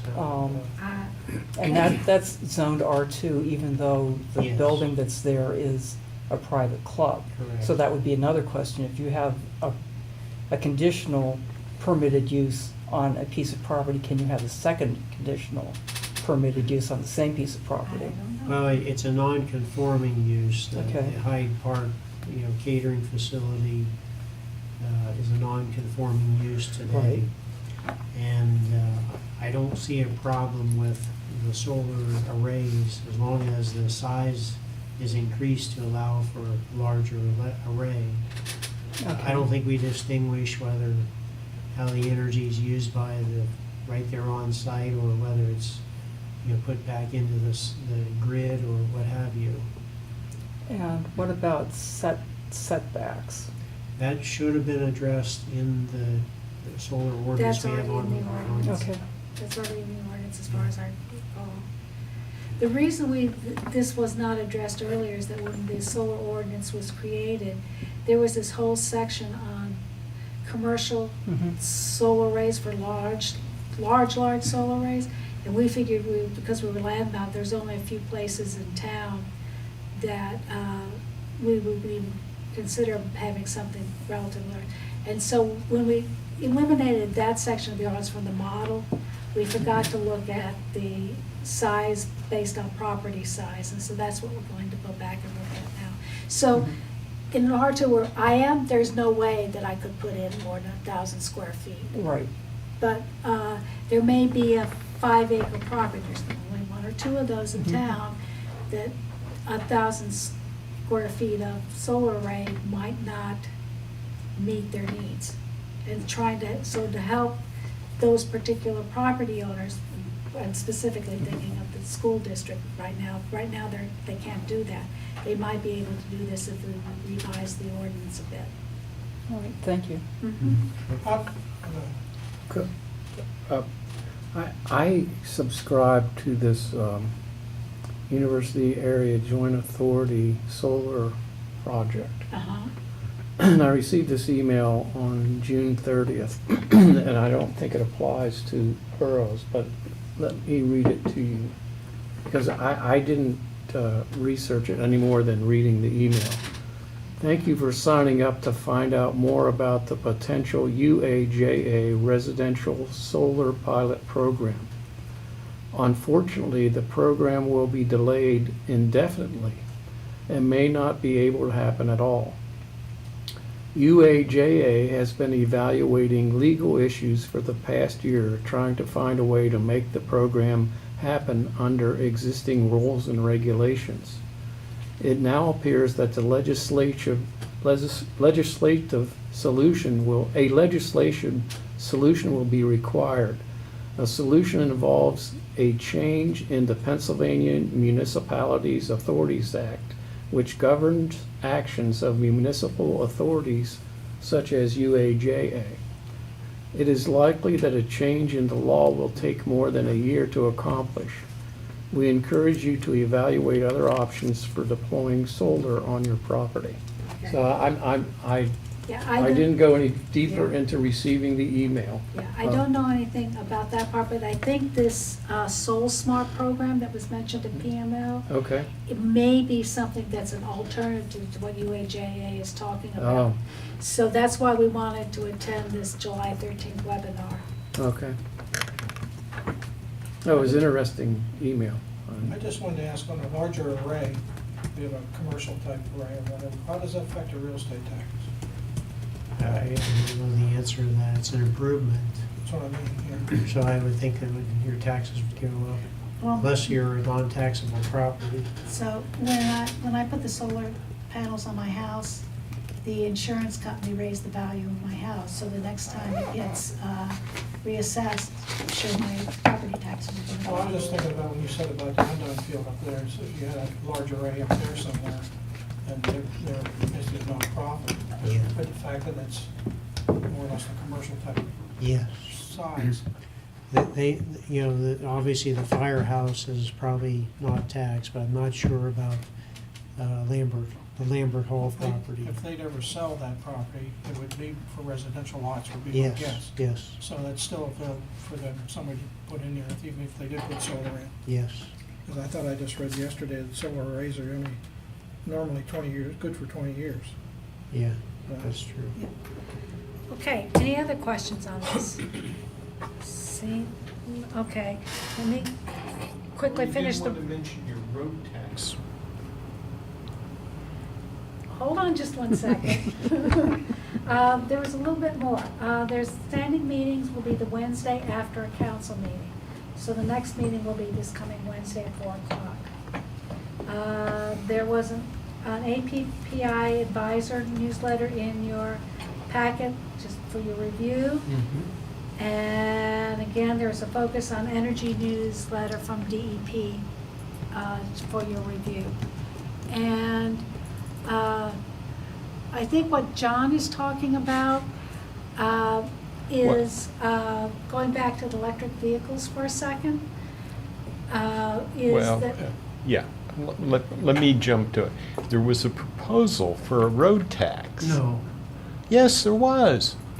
Joanne's car, you will be relieved that Joanne's car will pay the same road tax per mile And it should. as a Ford one-ton pickup truck with four-wheel drive with a crew cab, probably towing a 28-foot trailer, according to the proposal. So, That's what it was, John, a proposal. yeah, well, mathematics is hard for some people in politics, so. I thought I saw today it's 1 to 2 cents a gallon, is that per mile, is that right? Yeah, that I is, thought I just what- read that this afternoon. so- yeah, that's what 1 cent on the federal would It's a be 1 cent what, for a hybrid and 2 cents a mile for an electric vehicle. for 2 cents that's would right. be about what a 1-ton Ford crew cab Pays would for get. gas taxes right now. Yeah, being about 9 miles to the gallon, so the 18 cents federal tax corresponds to 2 cents. So John sent this to me, and I said, well, I Did think. did you? Yes. Oh, yeah, He well, sent it it- to all of us, so we all could read it. Well, he can't send it to everybody. Huh? Yeah. But what I suggested, and I think this is where we were going a couple of times ago, was that I believe the best way to deal with this, and I think it should be done for both gas cars and electric vehicle cars, is to get rid of the gas tax and in place do a mileage by vehicle weight. Because what's causing the problems with the road is vehicle weight over long distances. So if you get rid of the gas tax and you put in a vehicle weight by the miles driven each year, then everybody is paying their own fair share. Can I call a point of order so we can? Yeah, yeah. So anyway, let's see. Special committee reports. Doug? I don't have. The MPO met on, the Coordinating committee met Tuesday, June 22nd. You have a, what are they called? It's like a newsletter or something. Yeah, you have the summary report of the 22nd meeting in your packet. And you can read through it, and I can try to answer your questions. A lot of it does not relate to Bellefonte Borough. We didn't discuss taxes on electric vehicles, although it was brought up, as not by me. They're not paying their fair share. Anyhow, long story short, I did bring it to the attention of the whole committee of our concerns at the Diamond in Bellefonte. And they were talking about safety money that might be available to fund certain projects like that. I explained to them what we're preliminarily doing the bump outs, realigning the crosswalks. We have a designer making recommendations to the borough here in the near future. And I was asking to seek some help financially for the engineering study and for the conversion and whatever things we may decide to do. Based on safety, I thought we had some data to support safety issues on our Diamond in Bellefonte. Well, it's according to the staff on the MPO, we're not near the threshold of safety issues that would allow us to use safety money to fund any of these projects on the Diamond. So one person suggested, instead of just using safety data, why not use municipal survey data compared to safety data from PennDOT? And I don't know if we can do that or not. I think Sean has compiled an accident data of what's happened on the diamond. I don't know. Long story short is we don't qualify for the safety money. However, a woman named Trish Meek, and Ralph knows her much better than I do. I know. Okay, the mayor knows her, said that there's some money that's available and they would be perfectly happy to work with Bellefonte Borough if we could describe to them what we're in need of. Doesn't mean that we'll get the money, it's just they're willing to give us some assistance in making applications for certain grant funding for projects like I described. So I gave Ralph the contact information. He politely wrote Trish a letter. She responded that she gave us a list of grants that may be available and is perfectly willing to work with us on making the application for some of the grants. So I felt pretty good about that, but I said to Ralph, I'm great at delegating, it's now in his hands. And he's making all the contacts with her. If Streets Committee can be of any help, we certainly would do that. Sure. That completes my report, Madam Okay. President. Anybody else have any special committee reports? Okay, seeing none? I don't know if we want to say anything about the airport or not. It's up to you. You're better at it than I am. Well, they have regular monthly meetings. And probably the big project that they're working on is a workshop building, storage building for equipment, snow removal supplies and stuff like that. And of course, they're looking at funding issues just like we are, and looking at possibilities of trying to get some additional funds for projects that are on the burner. They'd like to do the master plan of some point, but the meetings are good. I think they're productive. They deal with the same issues we do with, labor, equipment, facilities to take care of. So there's a lot of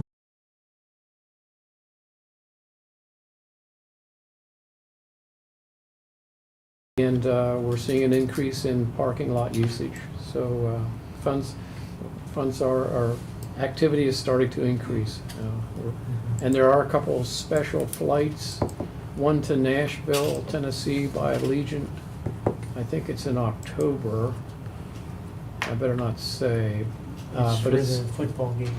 One is for the Auburn football game, direct flight open to the public. The other one is for the Penn State hockey team. The national championships are going on in Nashville, I think. And that flight also is open to the public. You don't have to go just to attend the hockey game. You can go and just take in Nashville. So that's an expansion of services that it's pretty cool. From University Park, or what may become State College Regional Airport, they will resume flights directly to Tampa St. Pete in October, which is good news. That's Allegiant? Yes. Okay. The Orlando Sanford flights are still in existence. That completes my report, Madam Okay. President. Any questions? Fly University Park. Okay, moving on, Ralph, Borough Manager. My report will be submitted at the next meeting for June. Okay, old business. There's a couple of things I've already quickly mentioned. So CATA Executive Director Luana Olive will be here at the next meeting. Just noting, we talked about the retreat plans in the work session. Do we want to vote on one session, two session Yeah, like we talked about? We need a motion on how you want to handle the retreat. Time, who comes? I'll make a motion to have a council retreat for 2 days with council only. I will second that motion. Johnson? Bosky and Johnson. Discussion? 2 days, I 3? would question Joannis Brackville. Can you repeat the motion? Okay, Melissa said that she was making a motion to hold a 2-day council retreat with, Council members only. with council members only. Okay. What about I won't support that motion. I assume you meant mayor as well? And the mayor. I'm not a member of the council. So do we need to amend the motion to include the mayor? Just technically? Yeah, technically we should, So I'll amend the motion to include the mayor in that. okay. Do we need to extend the motion to include borough staff? Well, I thought we'd be there. Okay, mayor and Mayor and staff. borough staff, thank you, Deborah. Is there a 3-hour time limit on Yeah, that is to clarify, 2 days means 2 3-hour 3-hour sessions. Are we clear It's on two the different, motion? on Yes. two different days. Yes. 2 days, 3 hours, council members, mayor, and staff. Do we have an, Is that a new motion or is that? that's just an amendment. Oh, okay. So Doug amended it and Clayton seconded it. Any discussion on the amendments? Seeing none, all in favor of the amendments, please say aye. Aye. All opposed? Nay. One Okay, nay. 1 nay. Okay, now, the full motion with everybody as presented. Discussion. Yeah, I still think, we talk about being inclusive, and what we're doing is not inclusive because there are 2 people that are gonna be coming into borough. There's no doubt that they're not, there's nobody running against them. And, as far as John's, comment about, well, what about the ones who are running? We don't know what's happening there, but we do know what's happening with the mayor and the council representative from South Ward. So I think it's not proper not to invite them. I'd just like to say that back in Speak up, speak up. I just say 1979 when I go in, Walt Pearson, borough manager, and he told me when I go in, it's gonna take me a year to find out what's going on with council the first year. So everybody starts with the same slate. And I didn't know a thing about it until you sat here and you take participation in it, and I think it's still, the same thing should be today. So is that a comment in support of the current motion? Yes. Okay. My concern with, we have a lot of things that we want to get done in 3 hours, and it shouldn't be an education session for those who are new to council. That is my concern. There's the potential that half of this council could get voted off in a couple months, so the argument could be made, why even hold it now? Why not just wait until next year? So if the purpose is to make the most of our time that we have, however fleeting it may be, then let's move forward with the people who can make fast decisions, and with the understanding that it all could not matter in 3 months.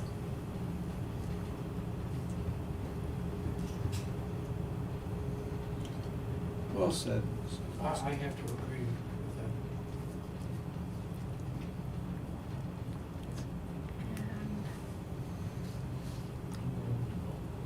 that. Yeah, you may call the question. I'll call the question. Any objection to calling the question? Seeing none? All in favor, please say aye. Aye. All opposed? Nay, Brockville. And nay, Tosti Vasey. So that's a majority. So we had 2 nays? Yeah, Okay. so it's a 4-2, so that, no, 5-2, because we have them all on the phone. Okay. Okay, keep going. Good page here. Standing committee meeting times, or just a note, we're working on getting the list completed. And then I just noted, we're making some changes to the agenda. If you see anything, well, you're welcome. I'm accepting feedback and all that, of course. And hopefully you'll see more improvements. Yeah. I like the way you did these motions this evening. Okay, I think that was very helpful. all right. I Okay. have a request. I'd like to ask if one of these committee meetings, if they're going to be canceled, is there any way you can send a text besides just an email? Yes, And the reason I'm saying that, on Thursday last week, there was a safety committee meeting. I was working outside, and I come in, got a shower, got my computer out, I got on the Zoom login, there's nobody there, so I'm thinking, what's going on? So I looked at my email, and it was canceled 11/18, the same day. So I'm asking if it's possible, can you let us know the day before? Because my wife and I go on day trips sometimes. Sure. Of course, that trip, I gotta cancel the trip because there's a meeting at 3 o'clock, and then if I cancel it, I go up there and there's no meeting, so it's not very convenient. all right. So if you at least get a text, maybe I'll look at my phone or my computer. Okay, I think we'll try Thank and you. put that in. Any other old business? Yeah, according to the Bellefonte Borough calendar, on July 5th, we had a council meeting. That's And not nobody bad. attended. I just figured I'd follow up with Buddy's comment. Alrighty. Was anybody here last night? This one says borough office is closed. There's also says council meeting, if you It look at the says calendar. Council meeting at 6:30 on the 6th. Yeah, of course, it was posted by Kathy Stanton. Oh, Okay, is there any new business? let me just check here. No, I have no new. Is there any public comment? Is there a motion to adjourn? Yep. I'll make the motion. To adjourn, yes. Eden and Somebody, Alderman. who's seconding it? Alderman. Alderman, okay. I do not see any objections, so we are adjourned at 9:31 PM. All right. It's been fun. Gather up your glasses and your, Despite everything. please take them to the So kitchen. I touched. Monroe This.